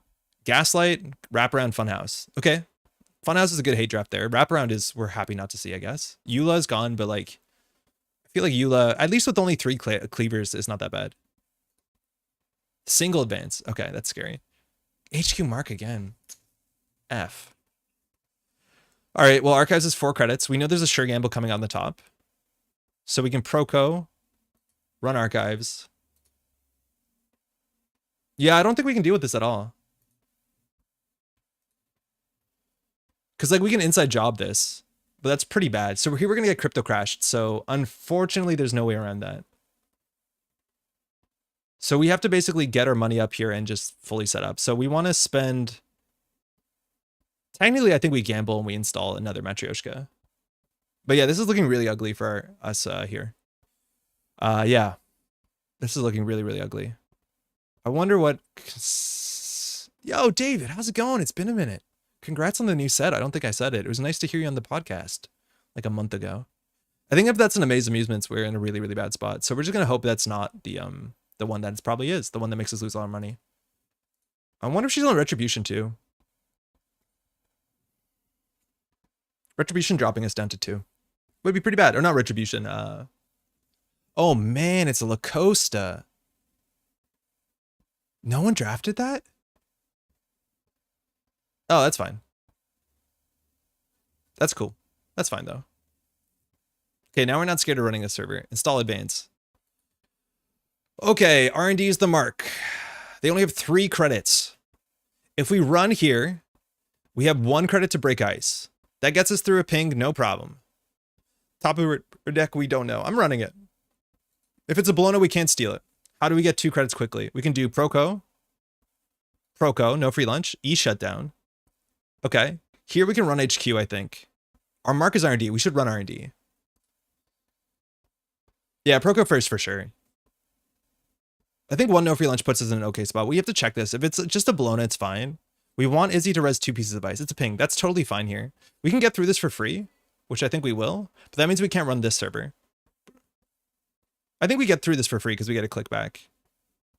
So we have a tag because it's a ping. Break. Oh, this is super tedious. I forgot about this. Okay. It was nice to finally see it out in the wild. Yeah, right? Sable, Paragon. It's a Maker's Eye. It's really hard for us to win because there's Bolognas. We have to hope that's a Bologna. We don't want to shut this down. VSA, bad to know. Okay. So we can run server 2 here. I think we actually can float a tag. So I think we can Proco here and run steal Bologna. They could do credit Oppo. And if they do that, like, it's bad no matter what. But at least we can try and win off of Chesva credits. So we're going to try and run this and float 2 tags. Yeah, we want to get 5 credits here so we can steal Bologna. She can still res stuff here, but if it's a ping or if it's a VSA, like she's actually spending money, which is the best case because then I don't think she can score at Bologna. Can still IG the remote. We'll just run it because yeah, we want to make sure we have Bologna. But here we're threatening Bologna, so this looks like it's an agenda. We'll end on 2 tags, which like if she trashes the Proco, I think we've got enough value from it. This is the matchup where like, you know, it's a bit harder to play this one. Floating with Proco, it's fine. We've got enough value from this, but you're not wrong. Okay, cool. So if we go through this, nice. If we go through this, we access. Oh, we actually can't even break it, so cool. Yeah, sometimes it's just enough. So we'll discard a card here.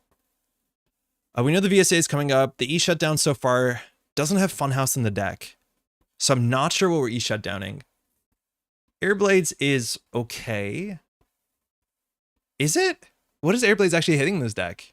I guess it would be just Starlit Night. That's probably fine. I'm gonna get rid of the shutdown. Rip Proco. I think if she trashes the Proco, we're happy. Because then we just run the remote server and steal Bologna. Someone else drafted. I think Dan B drafted Funhouse. If the reason that S2 is a second Bologna, then maybe keeping Teamy on top was right.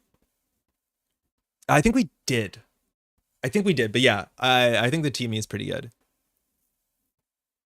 The makers. E shut them with only pings on the board. Tragic. Tell me about it. Pivot. Uh-oh. To market forces. Fuck off.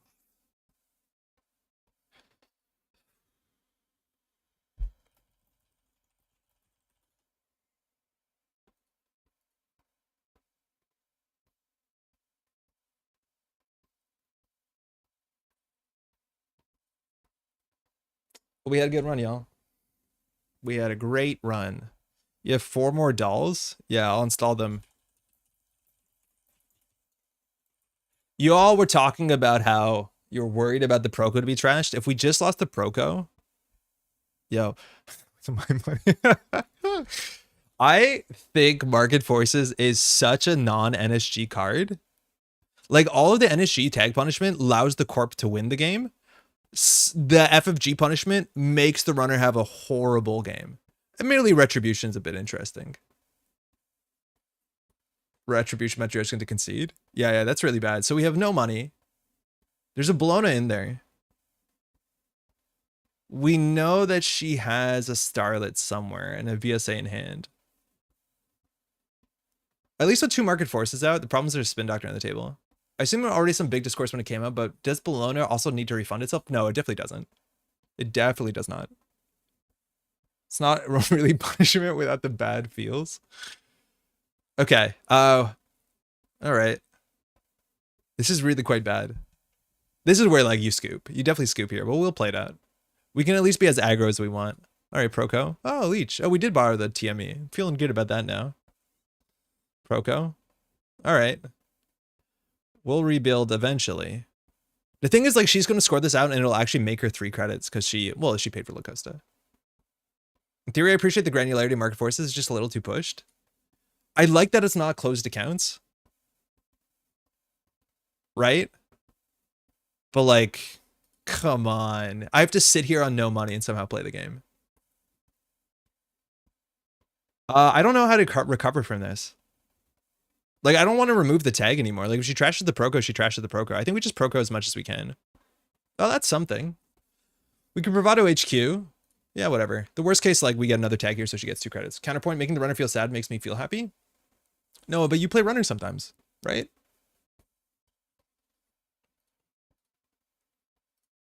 Sure gamble? Imagine that's a crypto crash. That's a crypto crash we're really conceding. Oppo, fantastic. Okay. Let's get rid of... Are we playing full tag me? I think we are. We're 2 tags in. Abigail. We can't play tag me. I just feel like we're so far behind we have to play tag me. The Abigail lets us deal with at least a deal with VSA. Or sorry, with the Starlit Night. Okay, it's a Bologna, fantastic. What a lesson in empathy. We'll rebuild eventually. Sounds like a really bad Wayland ID. Yeah. We were 1 credit away from that. Obviously, we get oppoed. Like, how do we not get oppoed into the ground for the next, like, 4 or 5 turns? Like, we steal an agenda, we have to take 4 tags. There's just no way around it. Yeah. It's like this card is obviously super balanced around. Okay, this card's powerful, but it's going to be, it's going to overperform in the format where economy doesn't match this. And like this, even playing this for 0 into a sealed format, it's going to be really, really difficult. Okay, so how many more retribution does she have? At minimum, she has a spin doctor. So that's obviously a problem. So actually, we probably have to clear the tags. Oh, we lost her Proco. I do miss it now that it's gone. I got comfortable hitting that button. Draw. Okay. Let's just get Oppoed one more time. At least 2 Bolognas are out. That's actually the best thing for us because this is the only agenda that like largely market forces can keep us out of. To reduce the odds of playing versus tag punishment, I play NBN myself. The odds of there being 2 NBN players at the same table is almost 0. It does drastically, yeah, fall apart. Okay, with 8 credits, she didn't res this a bit ago. She could res it now. What was our mark last turn? It was archives, and we didn't run archives. Oh, wow, we tilted out. We got to remember that we have a mark here. So we should run archives. Like, that was a free credit and a free scry. We didn't do that. No free lunch. Very funny game. Very funny.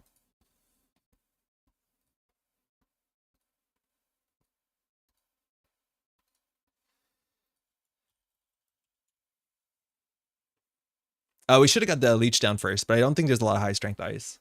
Like, I'm not sure if she has Toll Booth, but I'm not sure if anyone else has Toll Booth. That seems like a card someone would draft. Nobody drafted it. Okay.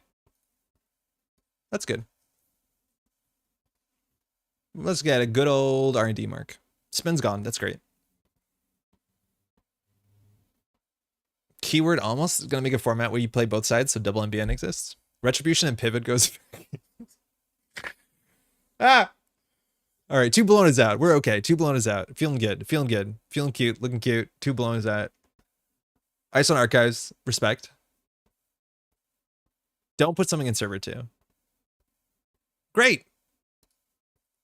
R&D is the mark. Seems good. I do think we can afford to play the leech here. This is where we pop off. This is where we can play like criminal aggro. So break X subroutines. 1. A lot of clicking going on here.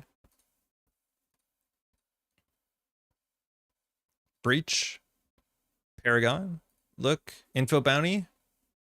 No. Sable. Fuck. Enjoy 5 tags with the Oppo research. Here, have an agenda. Take 5 tags. Okay. That's cool. It's cool that we have 5 tags now. Remove tag, credit. I don't want to show this. Hey, we got a very important agenda. She would have loved to put that in the remote server, but instead we went out of the way to make her spend 5 credits. Actually, 5 credits is a lot right now. The fact that she scored out 2 Bolognas, I think is the only saving grace here. Pivot. She doesn't have an oppo, she has to pivot for it? Oh, reveal Oracle. Oh, that's so sick. Ow, that hurts. I guess we're getting retribution again. That's so good. It's just like, you're going to run this, right? And we can't even run this thing because it has 2 ice. And it's unlikely. Well, actually, like, she has enigmas. Like, we had to... There's so much we have to do this turn. Oh, she only played for 2 of the tags. Respect. Nice. Super cool. Okay. Optional oppo text not used. So we have to get into here. There's 2 cards in 24 that can get there. R&D, mind you, is the mark, but as soon as we break the ping, we cannot run the server. We're pretty sure there's an Oracle think tank in there. If this is a Starlit Knight, which I think is the option. Yeah, inside job with the remote server is probably what's happening here. But if this is a Starlit Knight, we can always just like take tag and go through it. I don't think we do. So yeah, I think we just inside job it first. Do we know the top of the deck? I don't think we do. Do we know the top of the deck? Wait, let's check what we did last turn. Yeah, we do. Starlit Knight now ends the run. It doesn't if we have Airblade down. In either gibber. Yeah, I think we do inside job this. If it's a think tank, it's really annoying. At least she played a pivot and an oracle. Pivot shuffled. We didn't know the top of their deck. I'm wondering about the top of our deck with Paragon. Like, I'm not sure we're meant to draw first. I don't remember what's on top of the deck. I think it was the no free lunch. Let's just go. She has no incentive to res here because it just saves us a credit. And melee, though, actually, we can run R&D. So there's some incentive to res here. Because we can always threaten the R&D run, which is a free leech counter and access, I guess. I just don't know if we remember the top. Again, when I play in person, when I look at a card, I put it back on my deck slightly crooked. You're allowed to do that.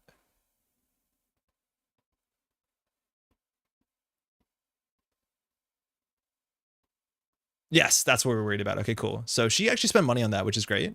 So now we have to spend a credit from pocket. I wonder if this is like something that gives us a tag. Well, it is something that gives us a tag. You're allowed to do that? It's in the rules. Breach? Yes. Oh, that's what it was.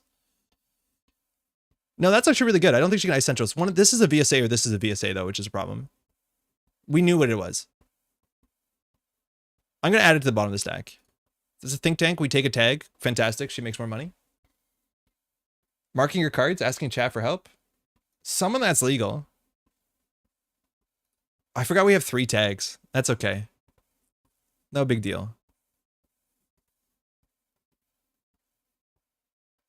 So we're going to get oppoed again, maybe?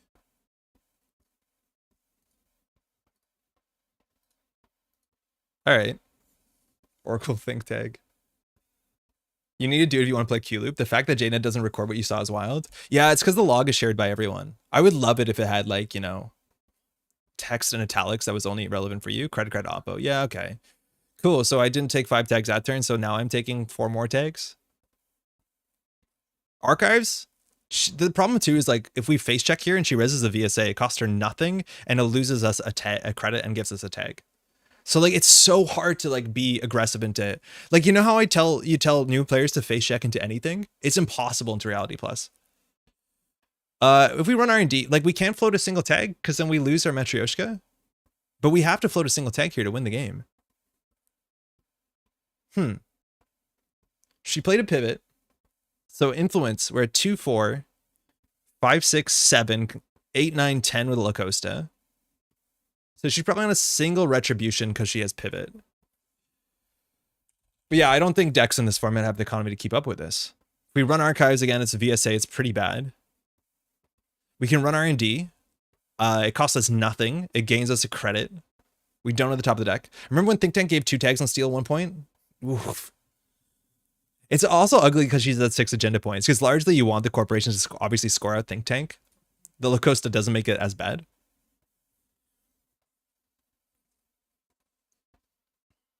If she reses Archive, she's on 2 credits. We could run HQ. Again, with Bologna's out, that's pretty okay. I think we have to just go say F it, and we're going to go, like, we cannot clear 4 tags.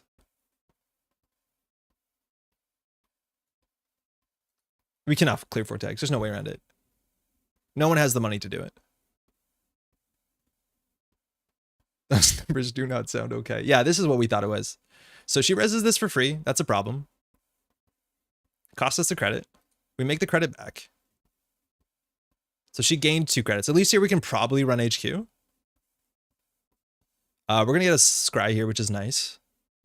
But now we're 5 tags in. Yeah, we just can't float a tag. So now Market Forces crushes us out of the game again. We also have to watch out. We could actually, like, straight up die to Mindscaping. We need to keep 3 cards in hand.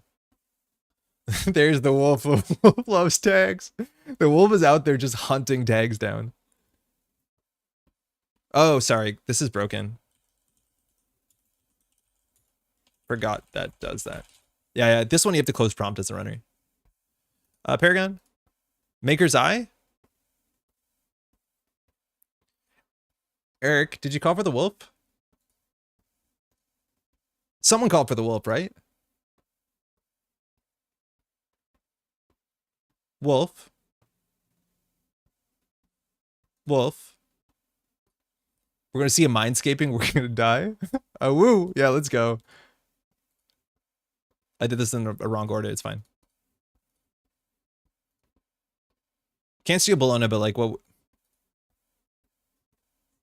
We have to trash that. God, this wolf is sick. So there's a what's it called coming up? So we can run HQ here and win. Dying to Mindscaping will be amazing. But this might be like the sickest wolf turn here. We deep dive. 2 credits if she reses anything.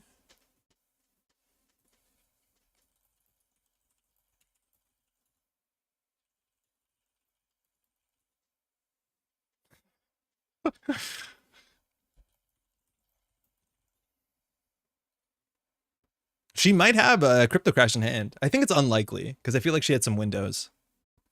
But there's only 13 cards in R&D left. Cat Wolf Rango Eye, yeah. I didn't get that on the t-shirt. God damn it. All right, well, we installed 4 Matryoshkas. We just run it back and win. This wolf should rip wolf number 2. We've lost a lot of good wolves out there. All right, that's the one we knew. Might die to Mindscaping. Exploit, yeah, exploit is still legal, I think. You didn't need to do that. Funny enough, like this one Airblade actually does get us through some of the end of the runs we were expecting. Archives is the mark. That's pretty good. Giving her 2 credits though is kind of rough. It's for the content. Inside job R&D wins. She has we actually can win. She needs another ice on R&D and she only has a VSA. That actually works though. A VSA works. Touch with the ground, I'm on the hunt. After you smell like a sound. Oh, yo, we should install Proco. I think we run HQ here. We could have done it sooner in the turn, let's be honest.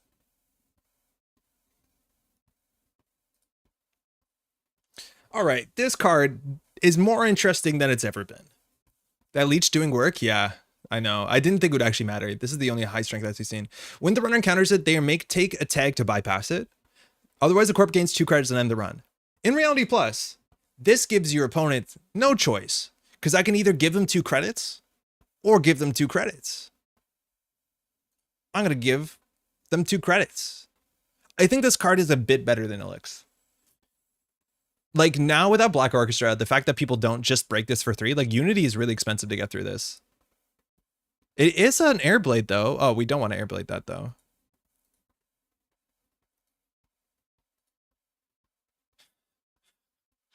Ha. Ping? Uh-oh, another end run. That's bad. Shit. And makes Mercury so busted. It gives you 2 credits. Whoa. Where'd that go? Okay, we're not on game point anymore. My favorite NBN Ice Authenticator. I think it's a bit better than it was. Okay, this could either be a ping. We lost our annoying agenda. Like buffs your opponent's ice. It's optional, but yeah, it does. Still, she cannot res. Here, we have a small chance of drawing into 2 more Matryoshkas, and that's all we do. Again, going through this gives Izzy 2 credits. That's like pretty bad right now. The market forces will be even worse. But I think she can't be on more than 2 market forces, and we've seen them in the bin. So until a spin doctor shows up, of which there's only 1 more. Draw? This is interesting to me. This encourages me to just send it archives. Once we lose all this money to market forces, we will maybe be singing a different tune. But I'm just going to send it archives. I'm just going to queue this up.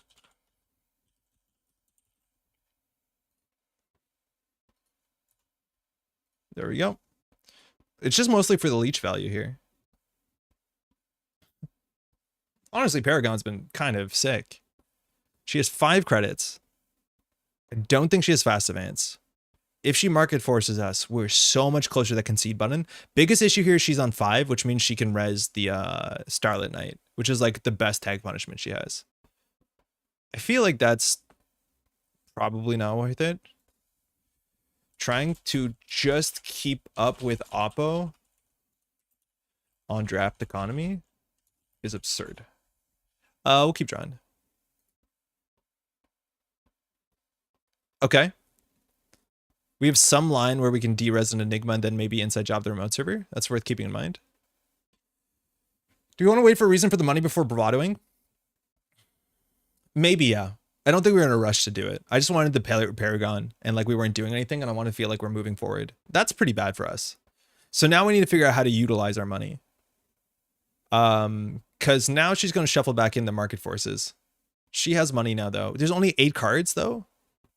She has 9 credits. Yikes. R&D is the mark. Run server 3. Okay. So let's see what she shuffles in, because it might not be agendas. Spin Doctor's a good start. The Coast and R plus early 2020, they want their meta back. Market Forces is back. Nice. Okay, so we want to figure out how to use our money. Because Market Forces is back in rotation. I don't know how many retribution she has, but our money is going to become her money. This is why we shouldn't have bravadoed that soon. My poor leech. Okay, I think we can run HQ here. I like a single Merjan in the deck. There's no matchup we needed besides this matchup and anybody playing wraparound, which is so thin. Maybe it's nice because it gives us like extra reach against like we don't get, you know, taxed out if we want to like run R&D, run the remote server, which is, you know, that's maybe fine. I just think it's like a pretty niche card include. But again, we can change our deck once. Draw. We want to spend our money. If we install this, she can't market forces us. I think we'd have to spend all our... Oh my god, she's going to take all our money away. Then we're not going to have money. It might be worth red teaming into Info Bounty. I think it is.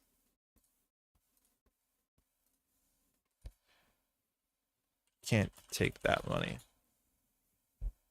She just won't draw it. It's that easy. Just 9 cards left. If we take a bag, she draws 2. It's so difficult here. Like, she just needs, yeah. She find the Bologna, push. Oh, nice. Damn it. That's so cool. So now to get in the remote server, we need to get through ice and pay 4. And she can score out of 4-2 in the remote server. I forgot this was in the deck. So this is an easy card to forget on JNet because currents don't get enough fanfare in the entire user interface. So here we need to win somehow off centrals. This requires 2 breakers. We have 2 inside jobs in the deck. That's not enough. We can maybe run HQ. I think our line here after the sneak door is like we can potentially get down the air blades and run HQ. We'd have to remember every single agenda costs 4 credits. It's probably Crypto Crash. Yeah, it's probably anything really. Even the 3-1, like it's Think Tank or Crypto Crash. Because I think we know what her agenda suite is, which means we probably have to win off of HQ. So I think we definitely start red teaming archives because there's no way we win if we don't have money. But yeah, every agenda, even from centrals, costs 4 credits at a minimum. Our win is a 9 credit Bologna, yeah, off of HQ somehow. Luckily, we get the money from red team before the run's successful.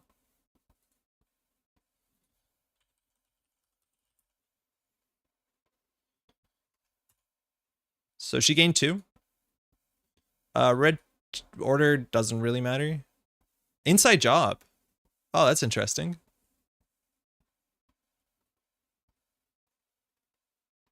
I don't think we added that to the bottom of the stack. Came back to missing doll. We got retribution twice through 4 Matryoshkas, 2 separate times, 2 stacks. Okay. So inside job doesn't cut it here. We have an inside job coming up. So we draw, we have inside job. We can consider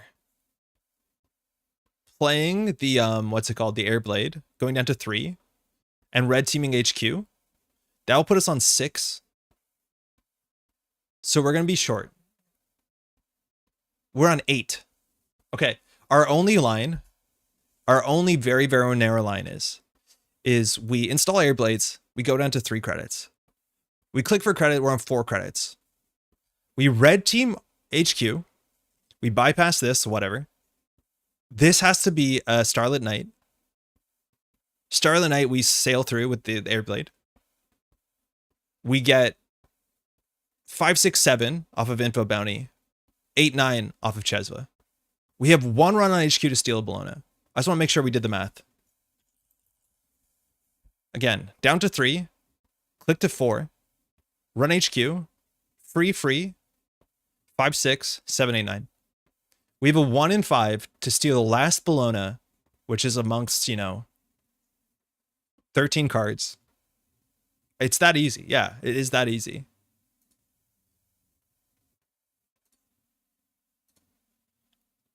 If we steal Bologna here, we win. So much of this has to line up. This has to be a Starlit Knight. There has to be Bologna in HQ.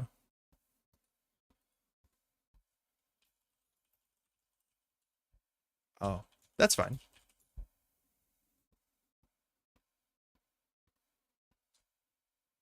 You can do it. You shouldn't. We need this to be a Starlit Knight.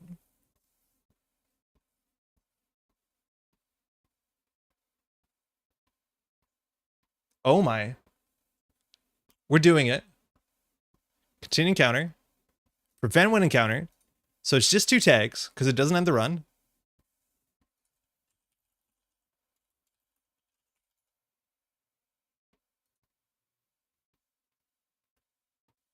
Okay.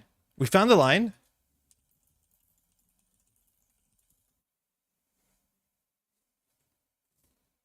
You think she does? There's 1 Bologna and 13 cards. We have to find it. Come find out for 9 credits.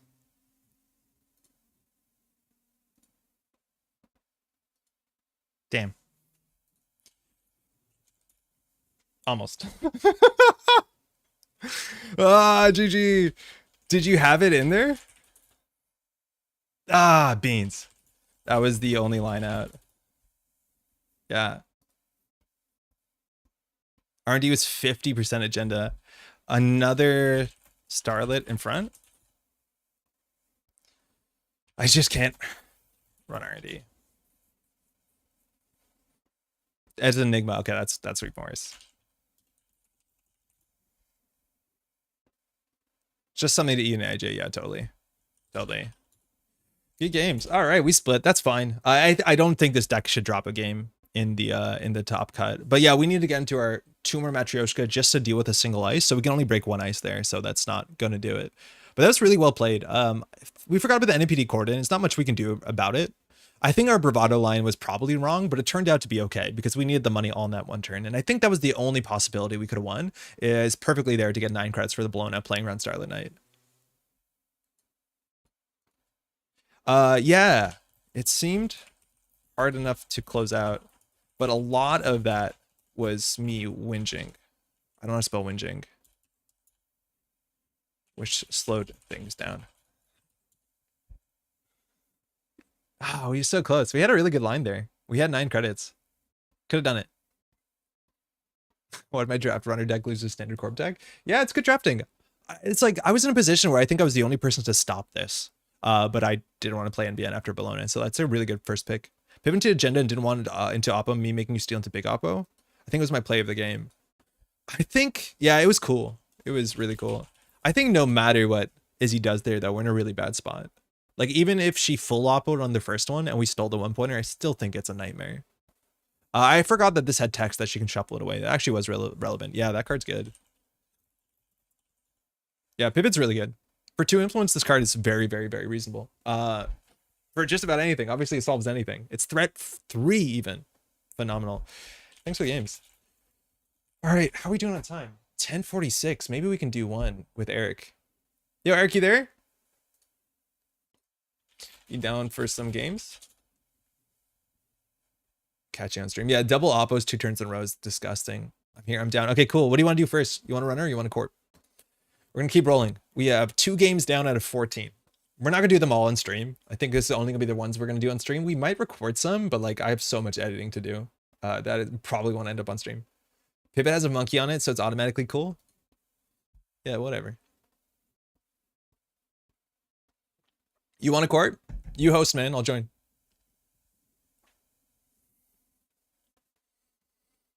The monkeys are pretty good on that card, though. Especially because they're like frame break monkeys. Yeah, give us one moment. I'll take some time to shout out some news here. Jeff, this is England's channel. England hasn't been streaming for a minute. He's going to be streaming tomorrow. He's going to be trying out Friday night slots. So that'll be 6:30 to 9:30 on Friday night. That's Eastern Standard Time, the same time zone Jeff is in. Soup v coffee. So that's tomorrow. I think that's all the things we wanted to shout out. Oh, I got to look at what... I think there's like... This is an ASA group deck, which I feel like we're in a pretty good spot. We don't have a lot of like asset stuff. I don't think we want to change our deck yet. All right, I'm just going to review his list. Love Jeff's content. Yeah, he hasn't been streaming for a minute. I've been missing out on my content. Okay, let's look at what Eric drafted. Eric has an Arisana deck. I'm not scared of that one at all. But this can be good. ASA group with Seamless Launch, Tattoo Bully, fully up. Vulnerability Audit. Oh, I hate this card. I don't think this card should exist. Drafter Magnet, some pretty good face checks, the Drafter. The Magnet does nothing for us, so that's fine. 3 Strength Code Gate's good. Cyber Sand, cool to see it. Ontological with the Jupestead and Nightmare Archives. That's actually kind of annoying. I don't think anything here is bad. He actually got like fully operational. I don't think he has good stuff to put in the remote server, so it's mostly going to be Cyber Sand, which is actually quite annoying for us. So that actually seems pretty well positioned. We'll just see how good he ices up Centrals. Best of luck. Have fun. Is that the same time as NZ Nats? I actually don't know. Is NZ Nats tomorrow? All right, we have red team info bounty off the start. So if he does ice up both Centrals, we could consider mulliganing into Proco. I do think we should have had 3 Paragon in the deck. I think I regret going down to 2 Paragon. I think it's like just such a good card draw card in the deck that has no card draw. As much as it is in card draw, if you know what I mean. But yeah, it's like one of the cards we want to mulligan into in like every single matchup.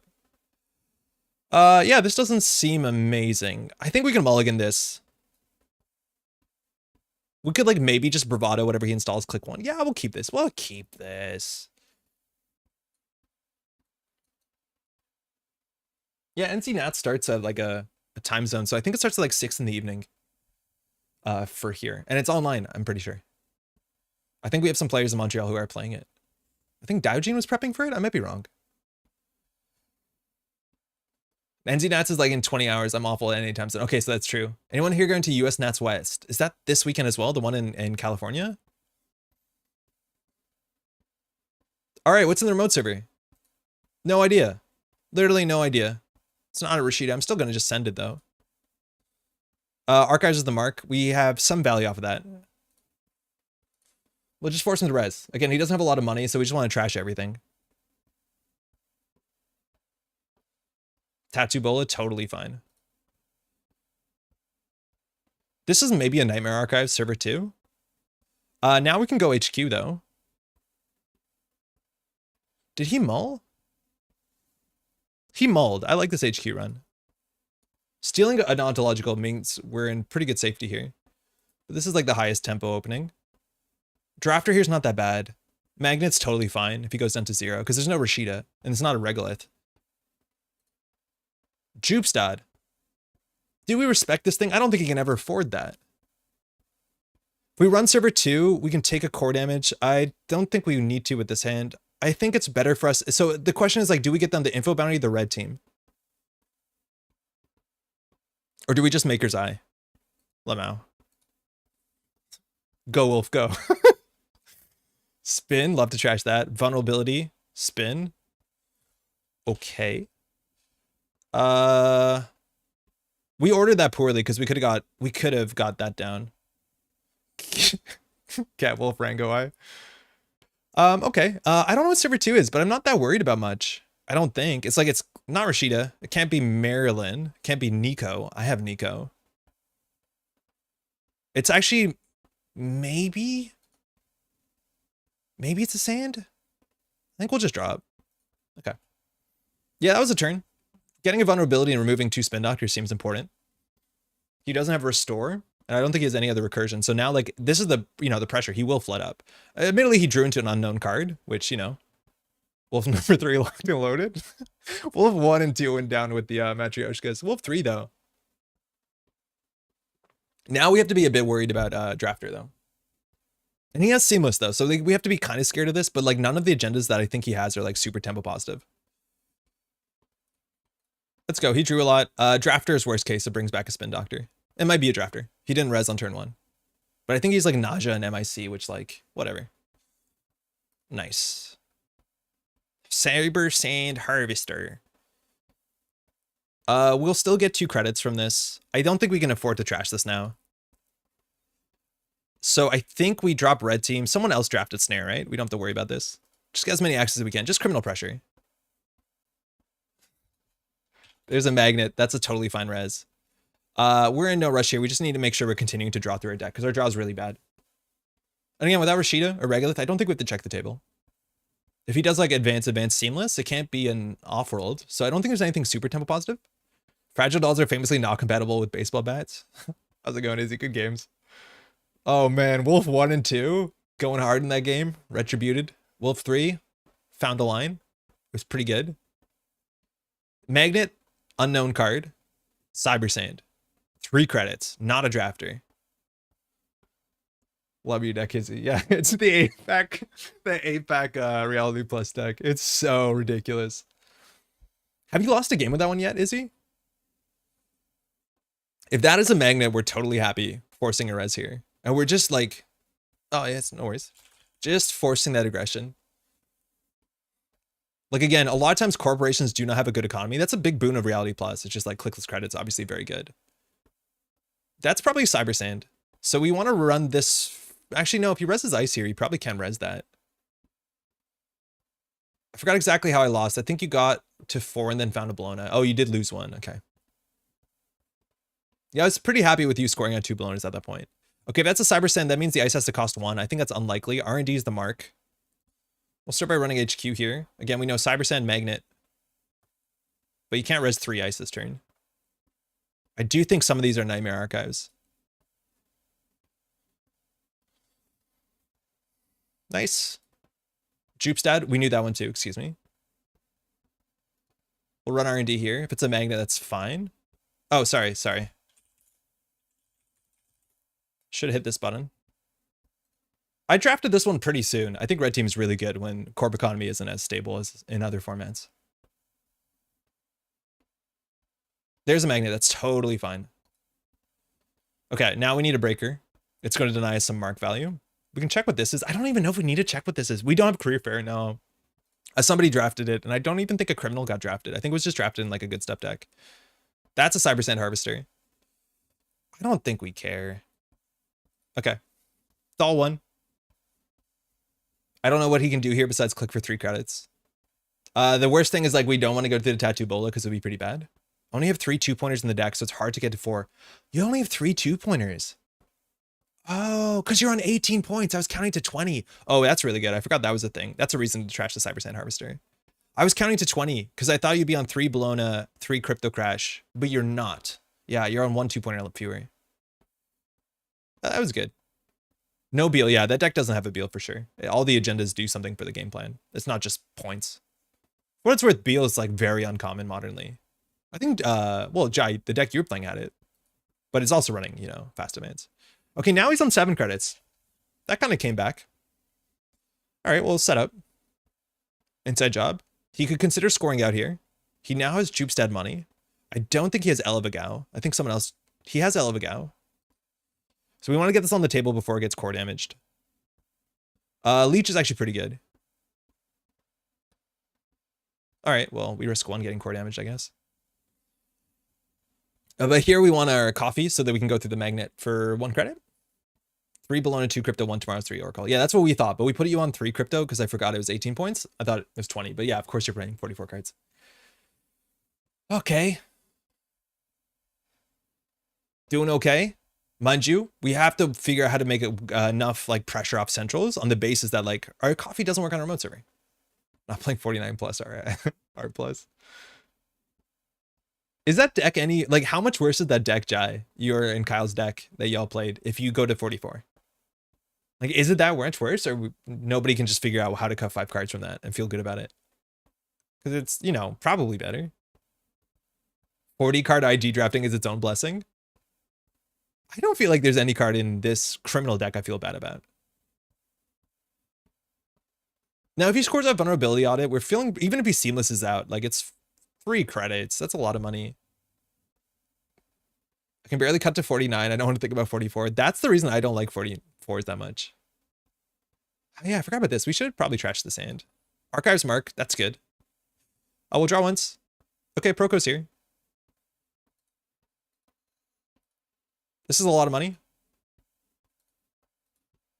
Cool. So we can set up to Proco. He probably has a seamless now. We can consider inside jobbing server 5. I think it's reasonable. We could also... He doesn't have gatekeeper, right?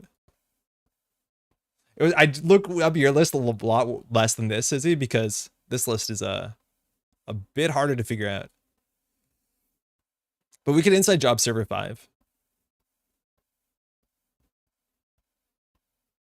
I think I'm going to do it. It's probably a jupe stat. He maybe reses this and reses a cyber sand. If so, whatever. I don't know what else we're doing with this inside job. I don't think he has any big guys besides MIC. And he could actually res an MIC and trash it, but if he spends 6 credits to do that... Show me a jupe stud. Oh, spin. The last spin.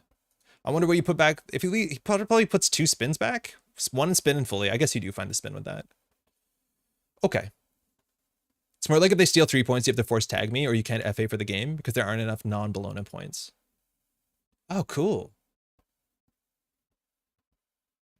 Neat. All right, drawing that spin was really important. If that was in the bottom 10, it's kind of a different game.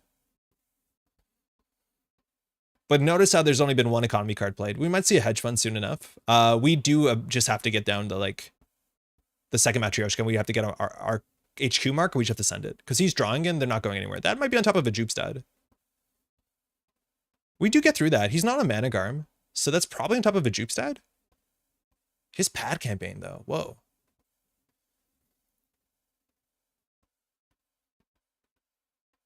Oh, wow. That's really expensive. Please don't hit the Matryoshka. We definitely don't want to play...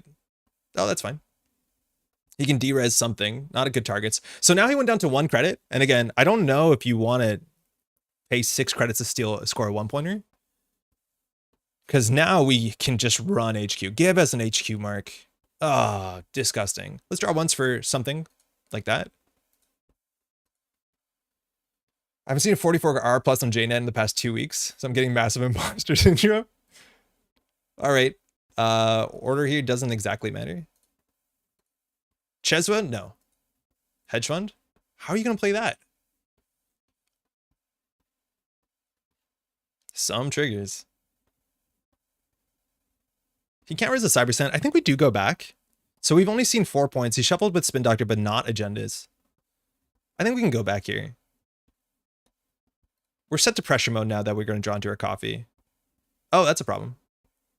If that's the case, trashing the Cyber Sand Harvester is actually kind of reasonable because it denies him 2 credits, but also itself as an economy card. Because that's the only way he recovers from this. We could install this, actually. Because if he scores out... Well, he can't really top deck an agenda score. He doesn't have money. We'll just draw. It's fine. Don't copy my deck, friendos. I played Hermes Tau once, and look how that turned out for everyone. Cascadia. People were playing it at Cannets. So, yeah, it's everywhere. Do you not like the deck? Is Pad even worth drafting? There's a chance.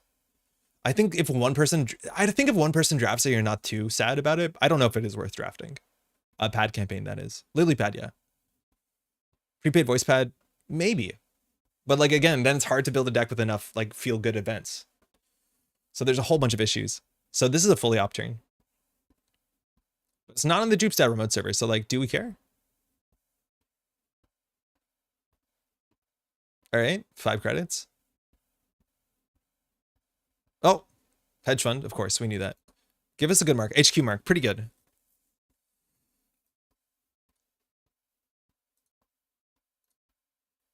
Run HQ. We probably make money off of this. He might res a cyber. He didn't res a cyber sand. I think he forgot. Now we can't run the remote server. So this, I think we will use a counter so that we don't actually spend money. Break X subroutines. 2. 1, 2, 1. I messed that up. It's fine. Piano agenda. What the heck is this?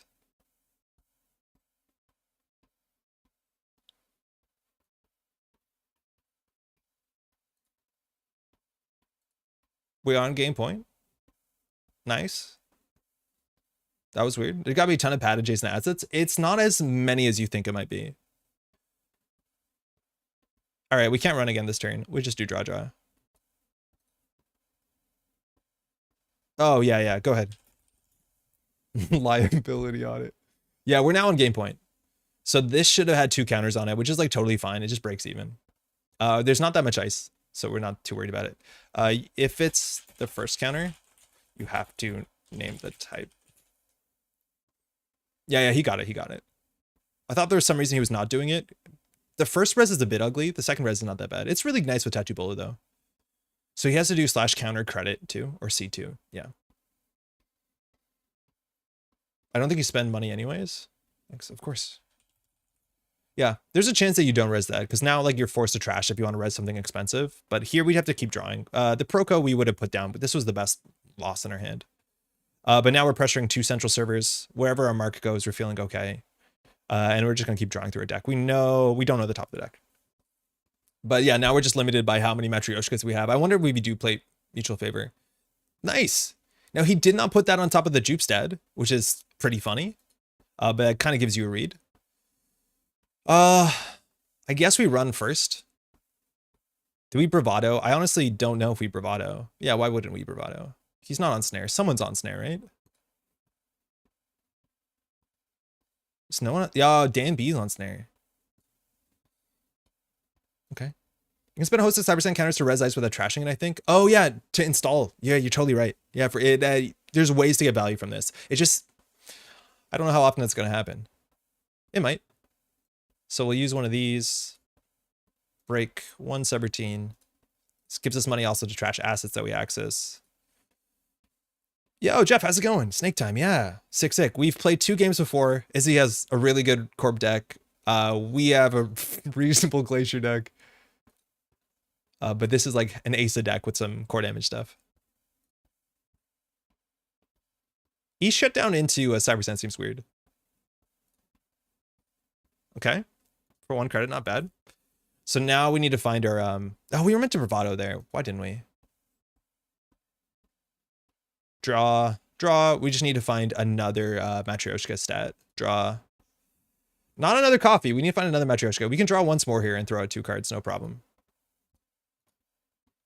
Oh, sorry. Core damage. So true. We could actually take another core damage. That would be scary if he scores out another Elevagao. I think this is better than that. Yeah, I need more dolls. My snake drafts were atrocious. What did you build? It's install cost, not red cost. Yeah, it's install cost for this. So like you can, ginger it in.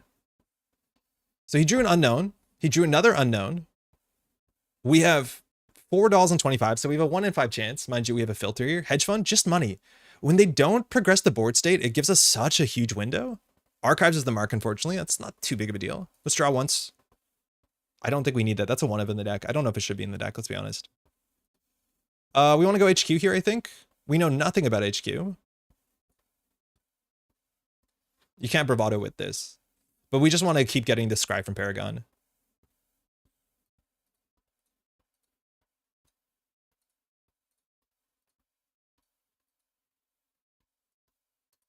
We might hit a Nightmare Archives and Archives. We don't have a huge incentive to check. Inside jump to the bottom of the stack. Yeah, I think we just want to find another Paragon. We have enough money. We don't need this. Tithe. Genuinely pretty good into this Breaker Suite. Like we could run Archives, but again, I don't think we want to take a negative agenda point. It kind of matters because there's Elevagao in the deck. We actually could consider running, oh, we can't anymore. That's fine. But running the Tattoo Bola to trash the Jupstad, because like taking another core damage actually would be really important, and it's up to us to do that.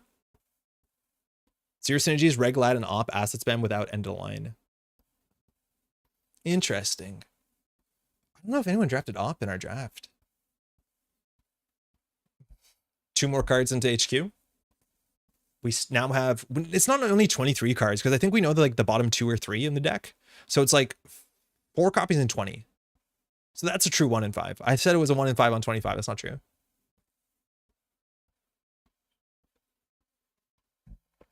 Second ice. Okay. Now we're going to run this. In theory, you want to install the card in the server first if you're going to go for Asa, because now we know it's not an agenda. It's cool that he used the Cyber Sand. Okay. But yeah, for Asa, the first agenda the card can't be an agenda. Upgrade on R&D. The heck? So it has to be something strange, because I don't know what that is. What's the upgrade on R&D? We'll find out. Probably Hendrik. No one drafted Hendrik, right? No, so probably Hendrik. So we just want to have a click left. HQ is the mark. Good. Let's draw once. Nothing was installed on the table, so HQ is now 4 cards. I don't think we really need another coffee. We'll draw once. The second coffee is useless. We're going to discard cards here. We'll just do this. There's no virus, so we're just going to use this as much as possible. Like, where we use it doesn't really matter. Maybe this this upgrade betrays that there's nothing in HQ, but we're not going to just take his word for it.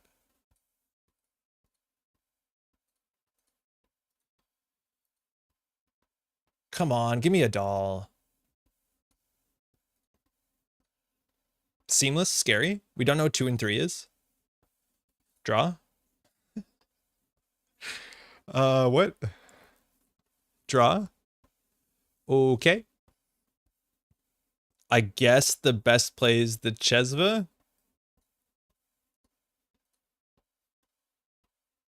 We could like E-shut down a MIC maybe. Oh man, 4 dolls in the bottom 15, I think. There's an inside job in the bottom 22 or in the bottom 5.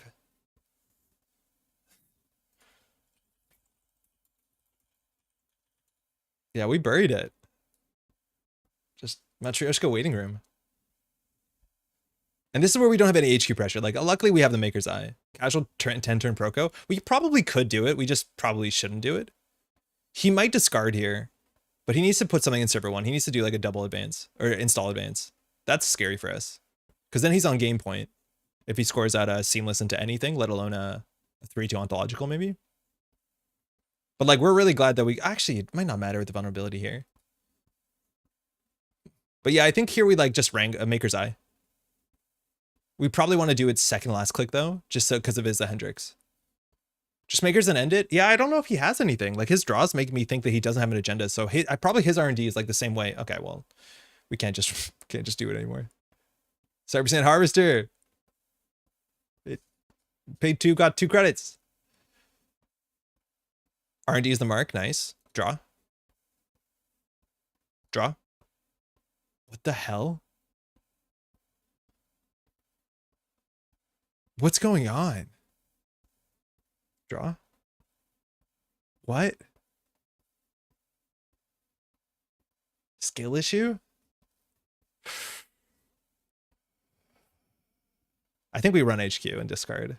Because we get the Paragon. We should have actually done that sooner in the turn.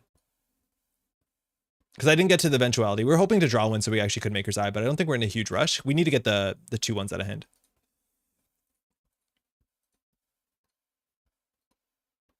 Oh, sorry. Like that, I guess. Are we sure we put all the copies? Maybe we just put 3 in.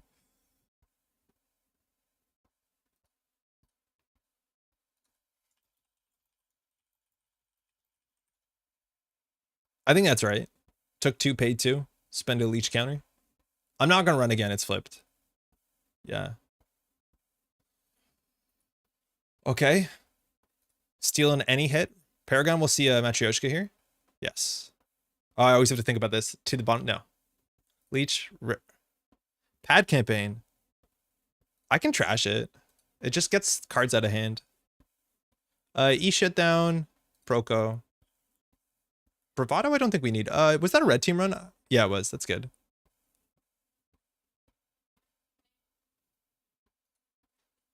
Actually, I think the Bravado is better than the 3rd coffee because it gives us money on the remote. Last Cheswick and Def go, yeah. I was thinking about it. It's hard to spend, you know, that much money with leeches. But yeah, now we like Maker's Eye. It's up to him. Like, he actually can win here. He has to do another core damage and then score the 2 ontologicals. Like, he has a path that wins in 3 turns, but it like really requires him to score out here. And I don't think he has Biotic Labor. And he doesn't have Big Deal. Not that he has money. But he has way less ways to to win. We know this is not a Managram or an Anoetic or an Adrian, so like we can't just like install a Matryoshka Maker's Eye. This is where it gets scary. Here he could score out another Elevagao. Nice. Okay. I think we contest this. I do think we actually do contest this. Because we know he's a Seamless, and that's more likely to be the way the game is. So we have to draw once. And then inside job the remote server. We're in no rush to win on R&D, but we actually lose if we take another core damage. Even just trashing the dupe stat is enough work for us. And he has to res 2 ice here. Obviously, he gets 4 credits back. It's a nausea. Okay. I did take Eli. Mashura Elite Shez was definitely inspiring me to make a new Sable deck. I honestly think it's a reasonable enough engine in the format. 2 credits, okay. Naja. A vampire. The art of Naja is really cool. Okay. We'll break 2. We can't use the Chesva credits, it's only for Centrals.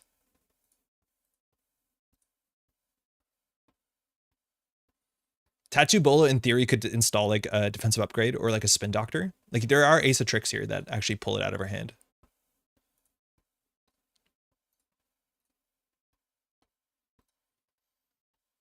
So here we can do the Tattoo Bolo, which swap his install as long as the card comes from hand. But if he can't like get the last Spin Doctor, and even if he gets it into Archives, well, we can do Shadows reference with Chef's Kiss. It's really good. Did you watch last season? We're a big fan in this house. So like he can overinstall this if he wants to. Oh man. Nice. Okay, of course. It's a remote. That's it. Good game. GG. Just didn't have the economy. Just couldn't force us to do anything as much as our breakers weren't there. Like we were just hammering centrals, forcing them to spend money. Like this is very much fundamental Netrunner, and it's up to the corporation to force us in the remote server. And he did not force us in the remote server because you have to let centrals open. So I think there's some risks you have to take there, but it's really, really hard. Oh yeah. Oh yeah, totally. You want to roll that back?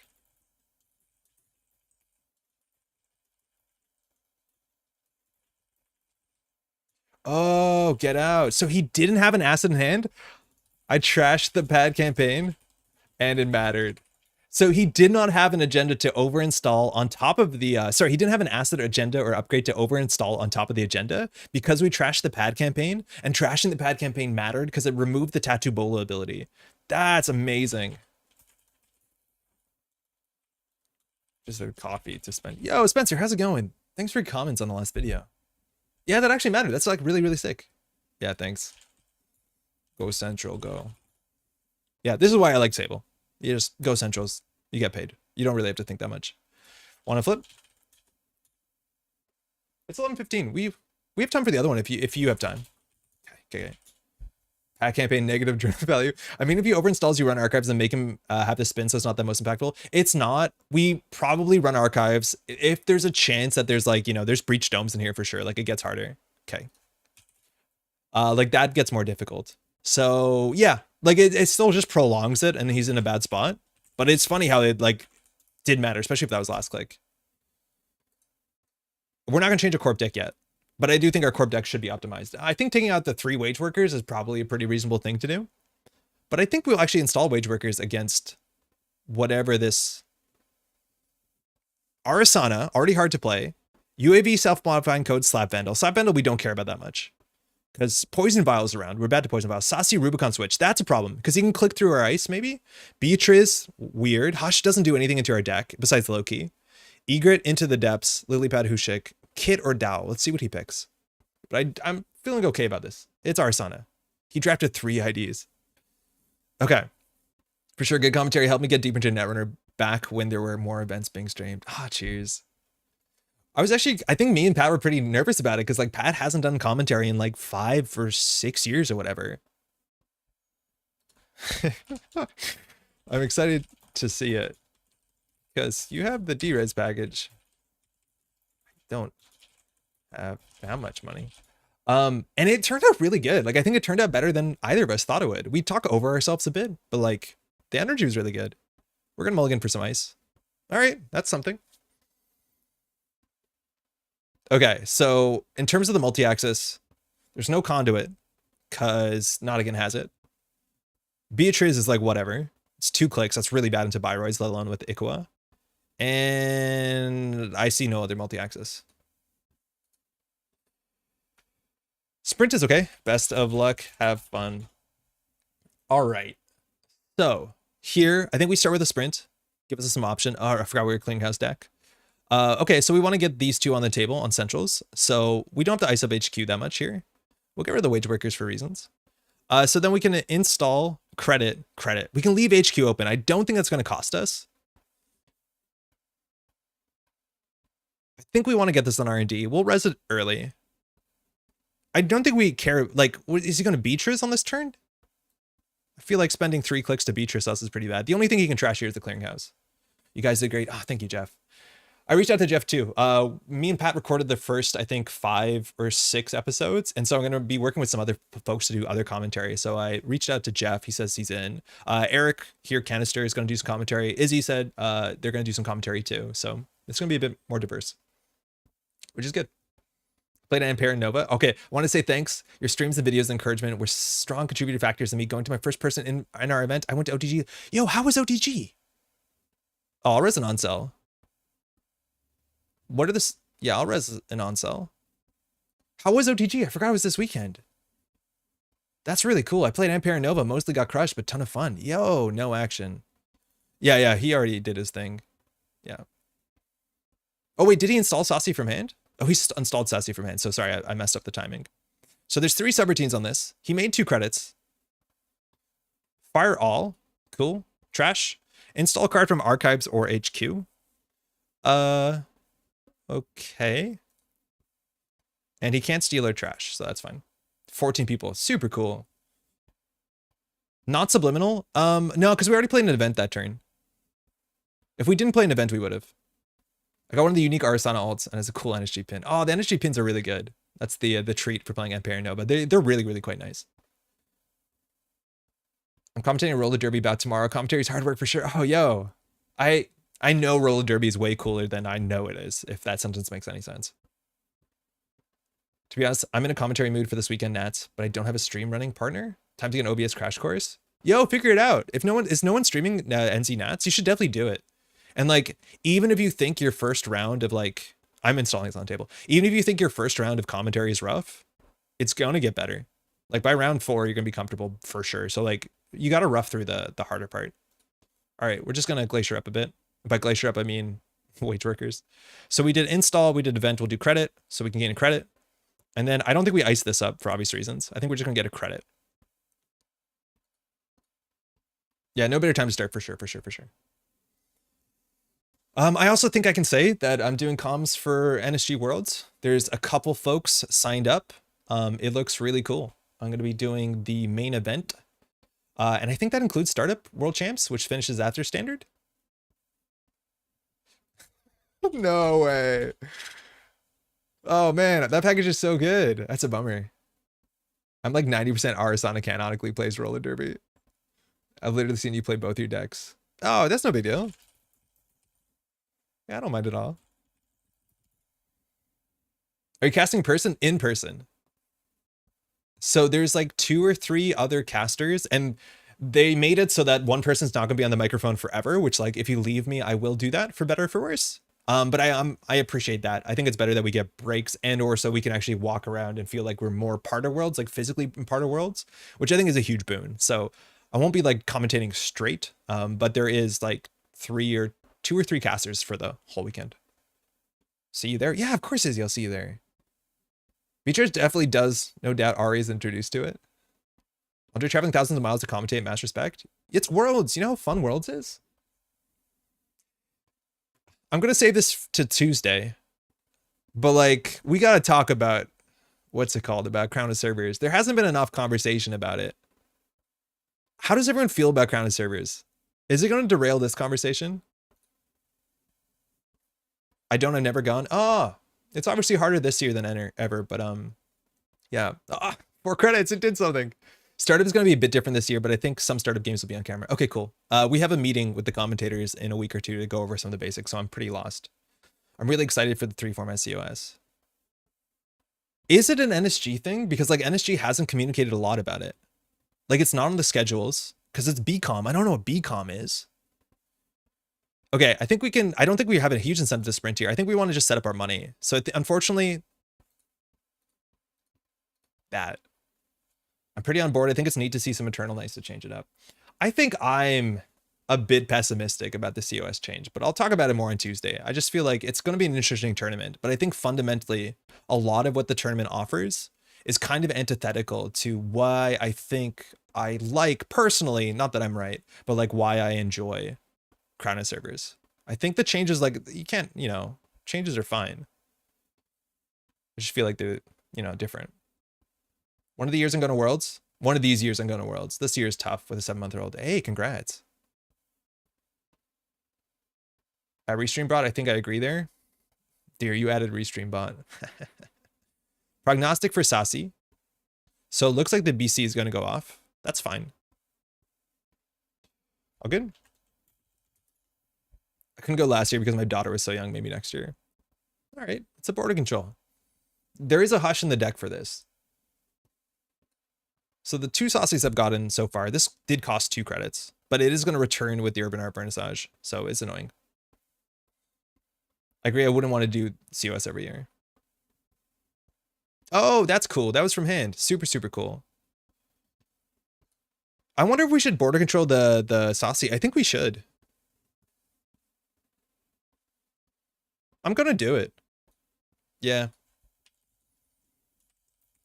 It's not so much because I don't want them to trash this Nico, which I don't. It's more so that I have no way of dealing with the Urban Art Vernissage. And the Mayfly gets trashed too. So that's fine. But see, I think it's an interesting format. I'm excited for trying it. Res, start. Okay, cool. So we'll sprint here. We just want to get a piece of ice on there. We'll put that back. We don't need a red level. We're just going to ice it up. Credit, credit.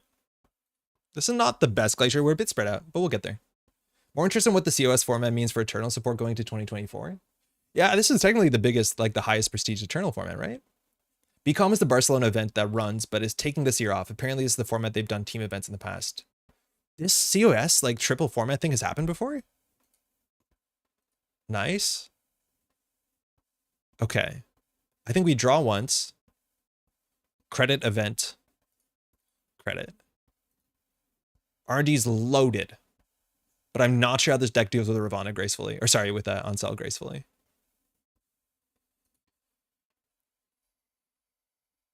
Okay.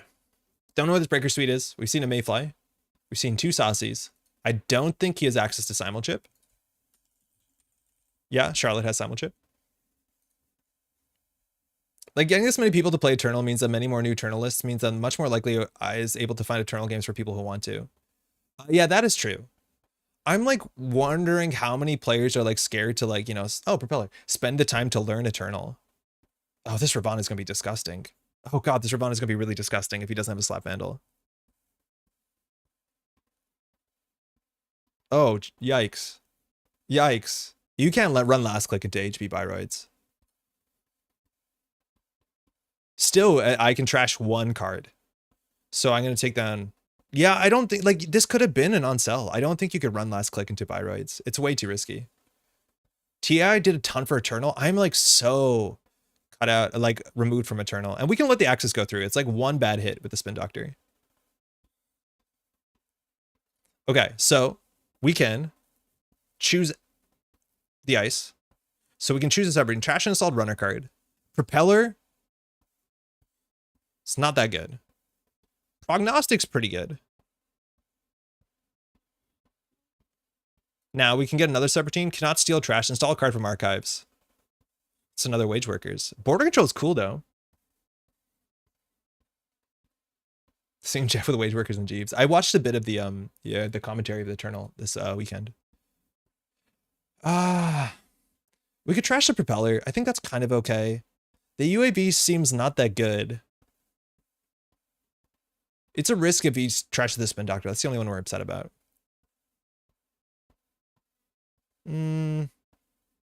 Okay. There is an infinite, but I'm not sure it's good. Cyber Sands with a Robocop? Clearinghouse. Okay, you kind of want to trash that. Luckily, we have a Spin Doctor in hand. All right, this draws us a card. Double Brawn. Love to see it. This is the turn where we would have, like, you know, jammed the, what's it called? The Clearinghouse, funny enough. So, good hit. So, we'll do install, event. I don't think he can make a good run here. So, just do credit, credit. Next turn, well, we have to do double install. We might as well do it this turn. I don't care about her. Oh, wait, I messed that up.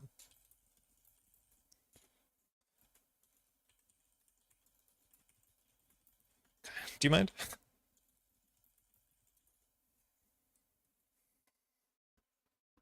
We did that wrong. Thank you. You have to type it too. Yeah, we both have to turn the keys at the same time to undo turn. Thanks. All right, so here we're gonna do R&D, event, credit, so then we can fire our thing, so we'll get a credit, and then we can install it. We messed that up. Because that's 3 in a row, first, second, and third. It's not do 3 different actions. It actually cares that they're in a row, so we just did that wrong. D has an OP question, Jeff. All right, 10 credits, no board state, UAV. We're expecting Hushes. We know that there's Slap Vandals. We have nothing over 6 strength, but everything in our deck has multiple subroutines. There's no ice that has a single subroutine. Technically, Loki does, sort of. Harmony. That's fun. That's pretty low tempo. We'll take that. Hold up, is that legal? Yeah, that's legal. Because we spent the click that we gained to gain a credit, and then we had a pseudo 5th click. Because we did operation, clicklessly, install, credit, MirrorMorph credit, then we could do an install. You can install twice with MirrorMorph. You can't install with the MirrorMorph additional click, but if you have a 5th click, you can do whatever you want with it. So we used the MirrorMorph click to gain a credit. I'm waiting with bated breath. It was Mayfly, Creative, Propeller, Suregamble, Saucy. Okay. A bit of a melange. I wonder if trashing the urban art was right. It's just kind of hard to face check into this stuff. Like, it's hard to get Arasana value if you have to, like, run into a Braun or to a Ravana or an Onsell. Like, these are good outermost ice. We will score out in this game. Like, we have one clearinghouse down. We probably will end up scoring. I got slightly confused. Me too. I had to redo the whole turn. Yeah, no, MirrorMorph is super cool. Man, the amount of commentary or like games I've watched with people playing with real poker chips. I know Eric is building his own poker chips. I kind of want to consider poker chips. All right. Yeah, that's good. Oh, it's good to get that. That's for sure. I think we'll do border control here. So we did install. Unfortunately, I think we're not getting our ability this turn. So we'll do this on HQ. This on server 2. And we're not going to get our ability this turn, so whatever. Poker chip seems great for stream. Yeah, they're pretty good. As long as you don't fully stack them. I think folks who stack the piles, like, that gets a bit harder. Hey, Ken, how's it going? It's Eternal. The Corpus Mati, runner is Wu. Wu gets that Diana's Hunt Picha Shao Infinite off, approaches HQ, time is called. Corp installs in Resident Excalibur. Runner can no longer be able to make runs. I don't know the new NSG text on Mati. I can't give up my shinies, unfortunately. Oh, you have nice shiny tokens? Yeah. I have the orbits too. They're really nice. Don't get me wrong. All right, this is a good way to make a tempo positive run. Force out a spin. Playing on stream with poker chips at East Coast Nats led to me buying my own set of poker chips to use for credits. Oh, you actually like bought bespoke Netrunner took because you were using the iron clays, right? Okay, so we'll get back in a clearinghouse, and I want to leave the border control in the bin for the bronze subroutines. So I think we're gonna do clearinghouse and sprint, just like an anti-flood card. Oh, you bought the iron clays. Oh, from East Coast Nats. Sorry, I read that wrong. Yeah. Yeah, the iron clays are really good, and I have a lot of them. We just use them for board game stuff. You're not the first or last person to drop a box of iron clays at a Netrunner event, let me tell you. G is irrelevant, just setting the scene. All right.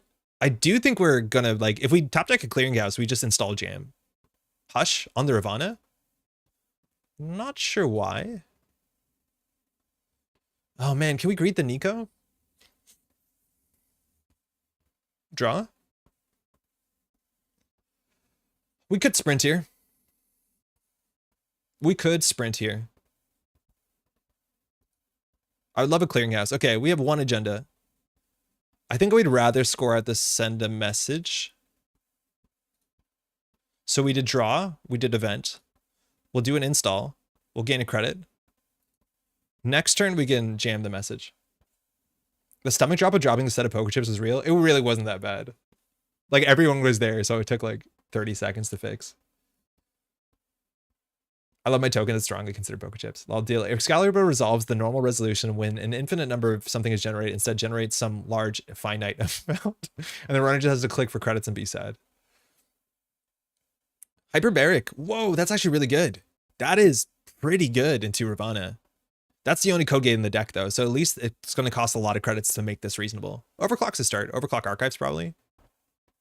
Oh, overclock's HQ. That's a problem. Action? How are you going to deal with the Brawn? I think you just overclock archives. Like, you can still boost into this, but if the Brawn subroutine fires, we're pretty happy. This is Brawn and downsell. That's pretty good. Picking up poker chips from the floor is like IRL clicking for credits. It could have gone so much worse. It is, the basic action card is pick up off floor. I assume if someone plays that you won't require them to actually say every click the gain. Okay, cool. It's a Brawn. They could click through most of it. They get a Peach of Sean back. But if that's the case, we get to put a border control on HQ. It's the only option we have. We'd take it.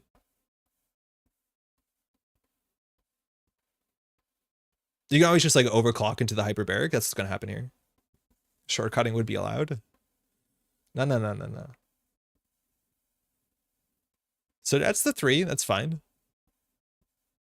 So you have some incentive to double click the Brawn. And that's why we left the border control here, just to have some teeth on that subroutine. Nice. I guess. And next turn we can install double advance. Actually, we won't have that much money. We can install advance, subliminal, credit, advance. They have to get through Ravana, which is going to be 2, 4, 5, 6 into border control. That seems difficult. I think we're going to do it. There's a chance that he gets to send a message, but like getting a free whatever res would be nice. Aeneas. Nice. Install. Advance. This. Gain a credit. Advance. I'm so glad we have an infinite click combo Netrunner now. Is it actually like reasonable in Eternal? Like is that combo real? Unfortunately, next turn we can't get another click. We have to just score it out. We've been pretty good at MirrorMorph. Like, obviously subliminal, red level clearance, sprint, like all of it's pretty good. We've had an infinite credit before. I remember there being infinites on the corp side, even in standard with like labyrinthine servers.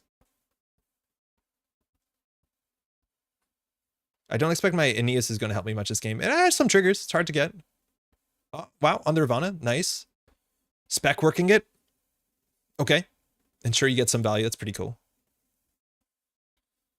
I think you're going to see this card more than you're going to see yeah, Labyrinthine Cell Porter. Oh, Propeller and a Hyperbaric. Now the problem is if he runs here, oh, the on cell gets him so good. So we actually don't want him to hold on. Oh, because he can Arasana. Yeah. Overclock, nice. Okay. So we still need to tax out some amount of money because he can still Arasana through some of this. Sorry. Didn't ask for action. Yeah, that's on me. Rip Padma. So I needed to say it was Mati because the only corp that runs ice. Okay. So the only issue is that if he hits the on-cell and has a Slap Vandal, technically nano etching kind of works. The sprint only from HQ, yeah.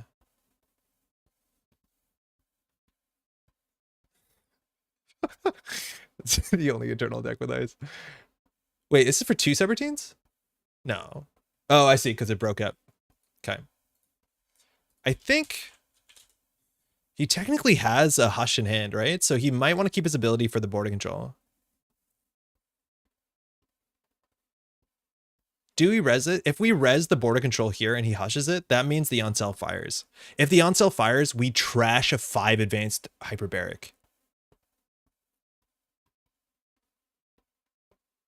Yeah, there was an AOT ad last weekend. So he might want to hush this. And if he hushes this from hand, action before pass. What's happening? Why are there 2 hyperbarics? One of them is a propeller. These are both your art and you can't tell them apart.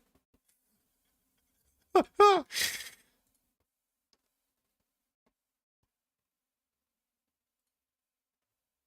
it's 4 credits.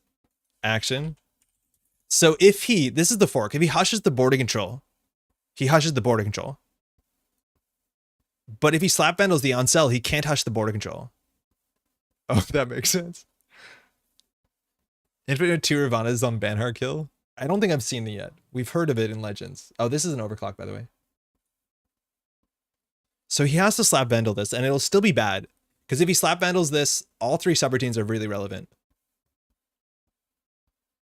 Again, running last click into HB Biroids is like disastrous. At least we can't score out here.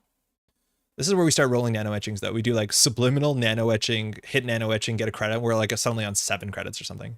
I didn't do any of the math. You could install Hush in the same window as breaking on cell. Yeah, but the only way he can break on cell is by using Slap Vandal. And if he uses Slap Vandal, then he can't produce the Hush. Because Arson is only once per turn. Fire all. Disgusting. Oh, that is so credit short. Oh, Ika. Nice. He had Ika in hand, but he was a credit short. So I think we're just going to put the wage workers on the table.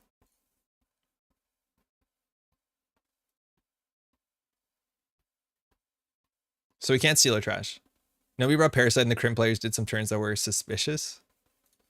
So he can't steal that. So he had Ika in hand. The thing is, if he Ika'd that, we'd border control. So like, we're fine. Okay, so this is whenever you finish taking action, if you've taken the action exactly 3 times this turn. This one doesn't care about order. Otherwise, we want to do subliminal, install, res, that's not action, hit, gain a credit. So there's no point hitting the wage workers. Do we have to put another ice here? Yeah, genuinely yes, but that's only because of, what is this to res? No, I think we should just click for credit. I think we should just click for credit. If he runs, clicks through this, goes through this. Yeah, I think we're fine. Is he going to just run R&D? I think we can take the risk that he runs R&D. If you want to hear some peak salty Jeff, you can watch the last round. I watched like the first 2. You only started streaming after you finished your first round? Because like you were streaming and I saw you in the ledger of players. I'm like, what's happening? I think we just put this on server 2. Oh, that was very, very bad. Now we can't score this out. Oh, that was really, really bad. Jeff, also, I think there's 2 videos on the YouTube, Null Signal YouTube, that have the same title. I didn't think you were allowed to do that, unless I've misread them somehow. Oh, we should have been on 3 good. If he doesn't run, though, we can score this out. He has to not run. Which I don't think he runs this board. But if he gives us a subliminal, we score out. Oh, nice. We got away with that. That was bad. And we're going to res this, Brun. I'm pretty sure that 2 of the European... There's like 3 videos for European, African continentals, and I think 2 of them have the same title. Okay. Ah, the fish is nice. Imagine to do 3 subliminals to fire wage workers. So we'll do subliminal. Hold on. Whoa, there's probably something really weird here. Subliminal, advance, nano etching. No, I'm just going to score it out. Can't res the wage workers. I wonder if there was a weird thing that we could have done there. Jai, someone else is working on transferring. Should be in the next few days. Cool, cool, cool. Videos don't have unique diamonds. It's fine. Yeah. Yeah, the fact that the VODs are getting up on the Null Signal YouTube channel in like rarely timely manner cannot be understated how cool that is. All right, we're getting there. We're trying to win. Hush on the unsell. I assume you want to put in the border control, but I think the thing here is it gets you card draw and you get UAV, so it's fine. Okay. I feel like that's pretty safe in the remote server. I done a triple RLC to fast advance, similar. Oh, super cool. So we'll do, I think we put out all the nano etchings. Oh, wow. Yeah, we can get away with murder here. New remote server.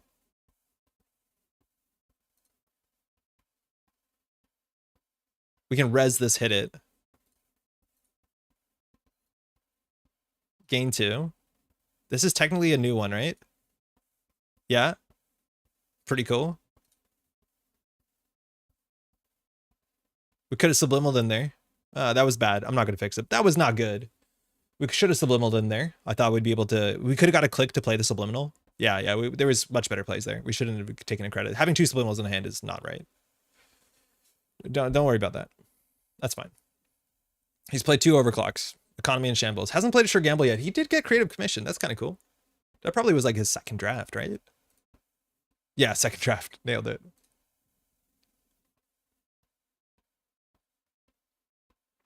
Yeah, it's a wage workers. This is more so they can get a Arasana install. So like I probably will see an Ika here. Right? Oh, just a Hush. I think he's an Ika in it. What am I missing? What good does Hush do on unsell? Nothing. It's just the ice that he thinks we're least likely to overinstall and trash, which is 50% correct. But I think he has an Ika in hand, considering he was short on breaking this. Unless it was like a Mayfly from hand. Actually, wait, does he even have Ika? Did someone draft Ika from him? Oh, he doesn't have Ika, so he had a Mayfly. That's how he was going to deal with the unsell. Okay, that makes more sense why he's cycling the Hush. Just like enough credits to IA and res WW next turn? Yeah. Yeah, we messed up. We should have more credits there. Frog's back. This is Ravana Braun. Oof. Oh, that's good. So we're going to do Sublimal, install, advance. Nano etching, nano etching. It's really hard to deal with. Yeah, he's mostly just like, you know, getting through his deck. Because he has in Slap Vandal, Saucy, and Hush, which are like pretty good. He has Peach of Sean. He actually has he has almost all the Trojans you want. Wait, that's all the Trojans you want. He doesn't have Cubon.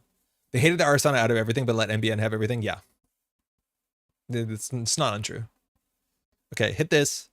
Server 2. Advance. Gain a click. 2. 2.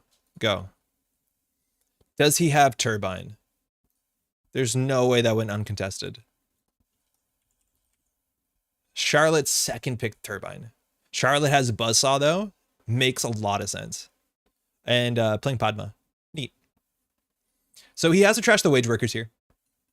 If he doesn't trash the wage workers, we can't score out. So it just costs him 4. We know that he has a Mayfly in hand, so he has to Hush the border control. And then I still think May doesn't get through Braun, Ravana, Onsell. Turbine and Nano isn't bad either. Probably had click suspend on Onsell. I'm realizing now. Oh, last turn? On that run? You were clicked out.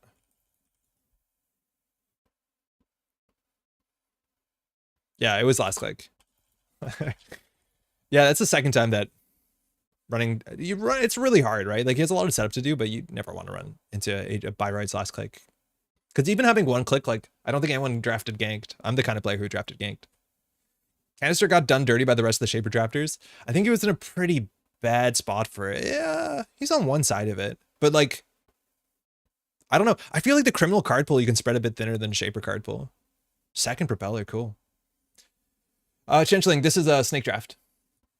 Canister first picked Arasana to force Arasana, which like that put a target on his back. He could have like quietly done it.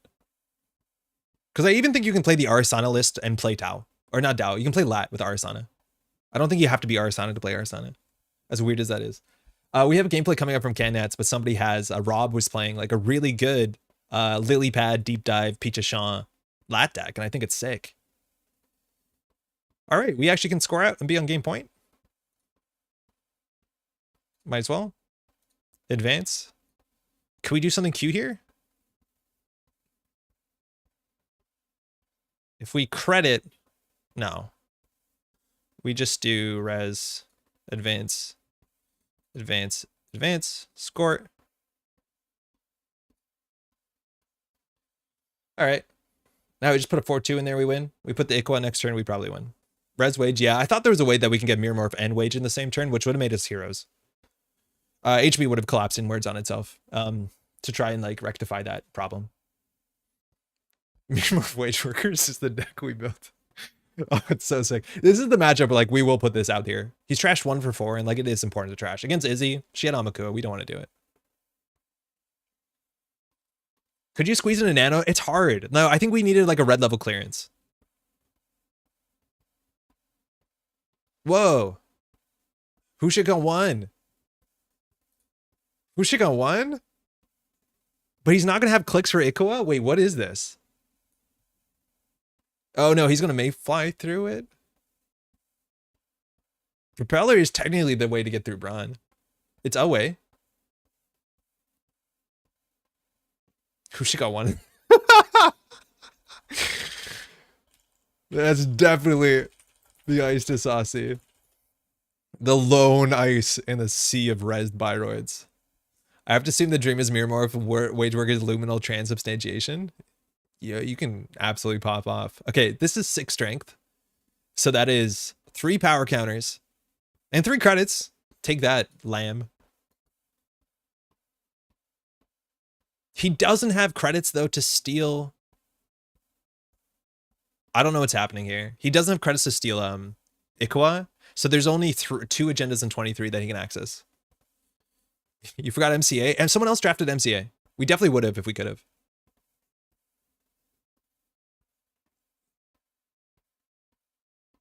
Fire subroutine? Install card from HQ Archives? Oh, okay. If we put the Iqua on the table, do we win? No, there's no way. There's no way to win with the Iqua on the table, right? Right?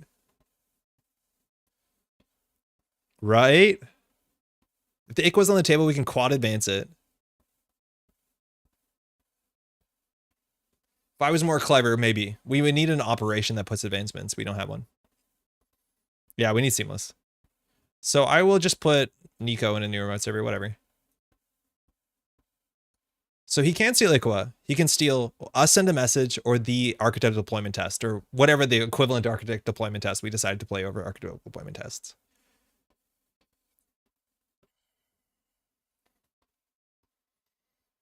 All right, so Hushik on 1 sees 1, 2, 3, 4. Probably found an Iqua. This is cool multi-access. I don't know if he drafted this or not. Maybe we should see it. Apparently not read how Hushik works. Wait, did you think you accessed 4? What are you finding out? C6? I don't think so. Oh, because the ones are on our side. Yeah, you see 6. I think he thought he would access 6. But he looks at 6, accesses 1. There is a remote enforcement. He did find one of the 2 agendas he can get. I forgot. Yeah, it's 1, 2, 3, 4, 5, 6. He actually sees the full 6. Yeah, excuse me. So that actually is good hit. We could have scored that if we drew it. This does shuffle R&D, which is super important. So that was a really expensive 2 points. But there's only, again, 2 agendas in 23 that he could have stole there. So not great odds, but that worked out.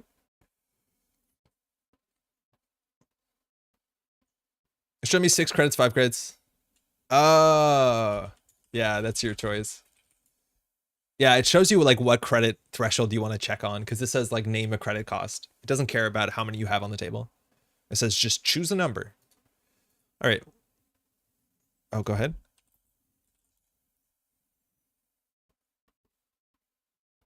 Okay, cool. Misclick. Cold sight. Okay, I feel like we don't need the cold sight, but we can definitely do that. Server 2. I think it's more responsible to advance this twice so that if he trashes the wage workers, we don't just not win. So we'll do advance. Don't gain a click because we can gain this, and then we'll just do advance. So he has to somehow get through this whole server and still have 2 credits and a click.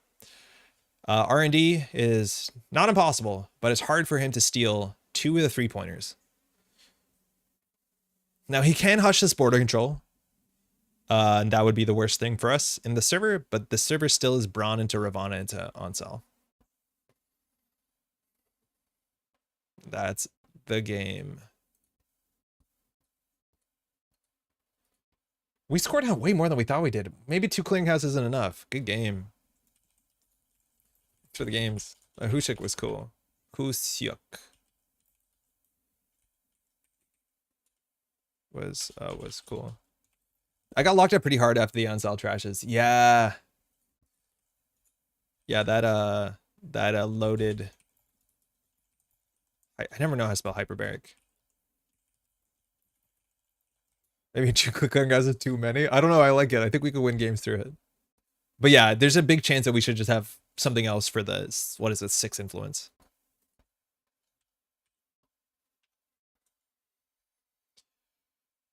Cool. All right. Our snake draft is okay. I think we have 2 functional decks. And I wonder if we're the highest end of hyper-glacier. I choose. 2 games.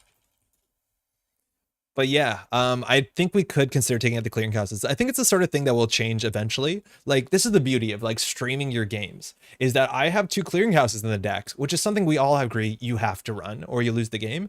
And then like within the next couple games off stream, I will change it to like an Urtica Cipher or a Cerebral Overwriter or whatever like is available. And then I'll win even more games. After the mention on Tuesday, I spent all day playing Wild Frost. Yo, Ken, how'd you find it? You getting there to the end? It's like, I would say one of the more punishing, difficult roguelites, but like you can take as much time as you want. And there's almost always a way out as long as you didn't horribly misbuild into what you can see in front of you. In fact, Modern Wild Frost is so much better because you actually can see what the upcoming battle is. So you understand, oh, I'm running into like the wild pigs. It used to not be like that, where it was just like random battle. And at least it was like not fully random. You just didn't know what it was because it could be something at that point in time. Tell me what, are we without Cubon? What am I even doing? I don't think it's that bad, man. I think Cubon is reasonable. I think the fact that you have like Mayfly, I don't know if you have access to things like Oiler. Like that's pretty good. Saucy Rubicon, I think is like pretty reasonable because like imagine you get Saucy Rubicon into your HB deck. Not that the reses were too expensive and you had Cyber Sand, but I do think there's a lot of corp decks in the format that probably don't have the economy to keep up with D-res. Good games, man. The number of times I've accidentally killed myself, it's like most of my runs. Yeah. When you like don't realize that the character has barrage because 2 of those stupid like bison looking things look too similar, or you did a thing and then you die to smack back. Yeah. There's a lot of runs where you just like, and you just hit okay. And then it's gone. Time to actually get some work done now. Thanks for streaming, Mr. Montro. Jai, thanks for dropping in. Enjoy the rest of your Friday, huh? Yeah. Wadfast is great. I'm still working on Shadow Gambit. All right. It's late. It's 11:54. We're going to have a new video up on the channel in the near future, probably Sunday morning, I think. We'll be streaming on Tuesday and Thursday. Again, we had this video up. The response has been very, very nice. I'll respond to a bunch of the comments, but I'm glad y'all appreciate it. It's really nice to be back into in-person play. As not great as the camera quality is, it's like pretty noisy. I think I'm a bit harsh on it, but yeah, it's fun to see cards move around again. Snake. You were thinking you wanted to Ari, but then you got hated on. You did first draft Ari, right? Like huge target. I shouted this out for more streaming tomorrow. Jeff is streaming at 6:30, 9:30. I think New Zealand Nationals is also all around. I think anyone can join it, which is sick. So get in there. It's a good video. Thank you, Changeling. We have more videos upcoming. And I think that's it. Shout out to the Decklist of the Week. We'll probably try and play it on Tuesday as much as DreamNet is banned. And I think that's it. Again, Snake Draft. Hopefully you liked it. Hopefully we can get you a link to the Snake Draft format. I know there's one on a Neon Static episode. That's what we found out. But I'll ask around for a shareable link and I'll put that in the show notes. The camera quality is perfectly serviceable and the noise is not noticeable. It's like wild that this camera that was, at some point pretty expensive is probably a worse camera than the cell phone. But such is technology. We can't complain about that. All right. Thanks everyone for hanging out. Hopefully enjoying some Snake. We'll be back on Tuesday. A video before that on Sunday. Take care of yourself.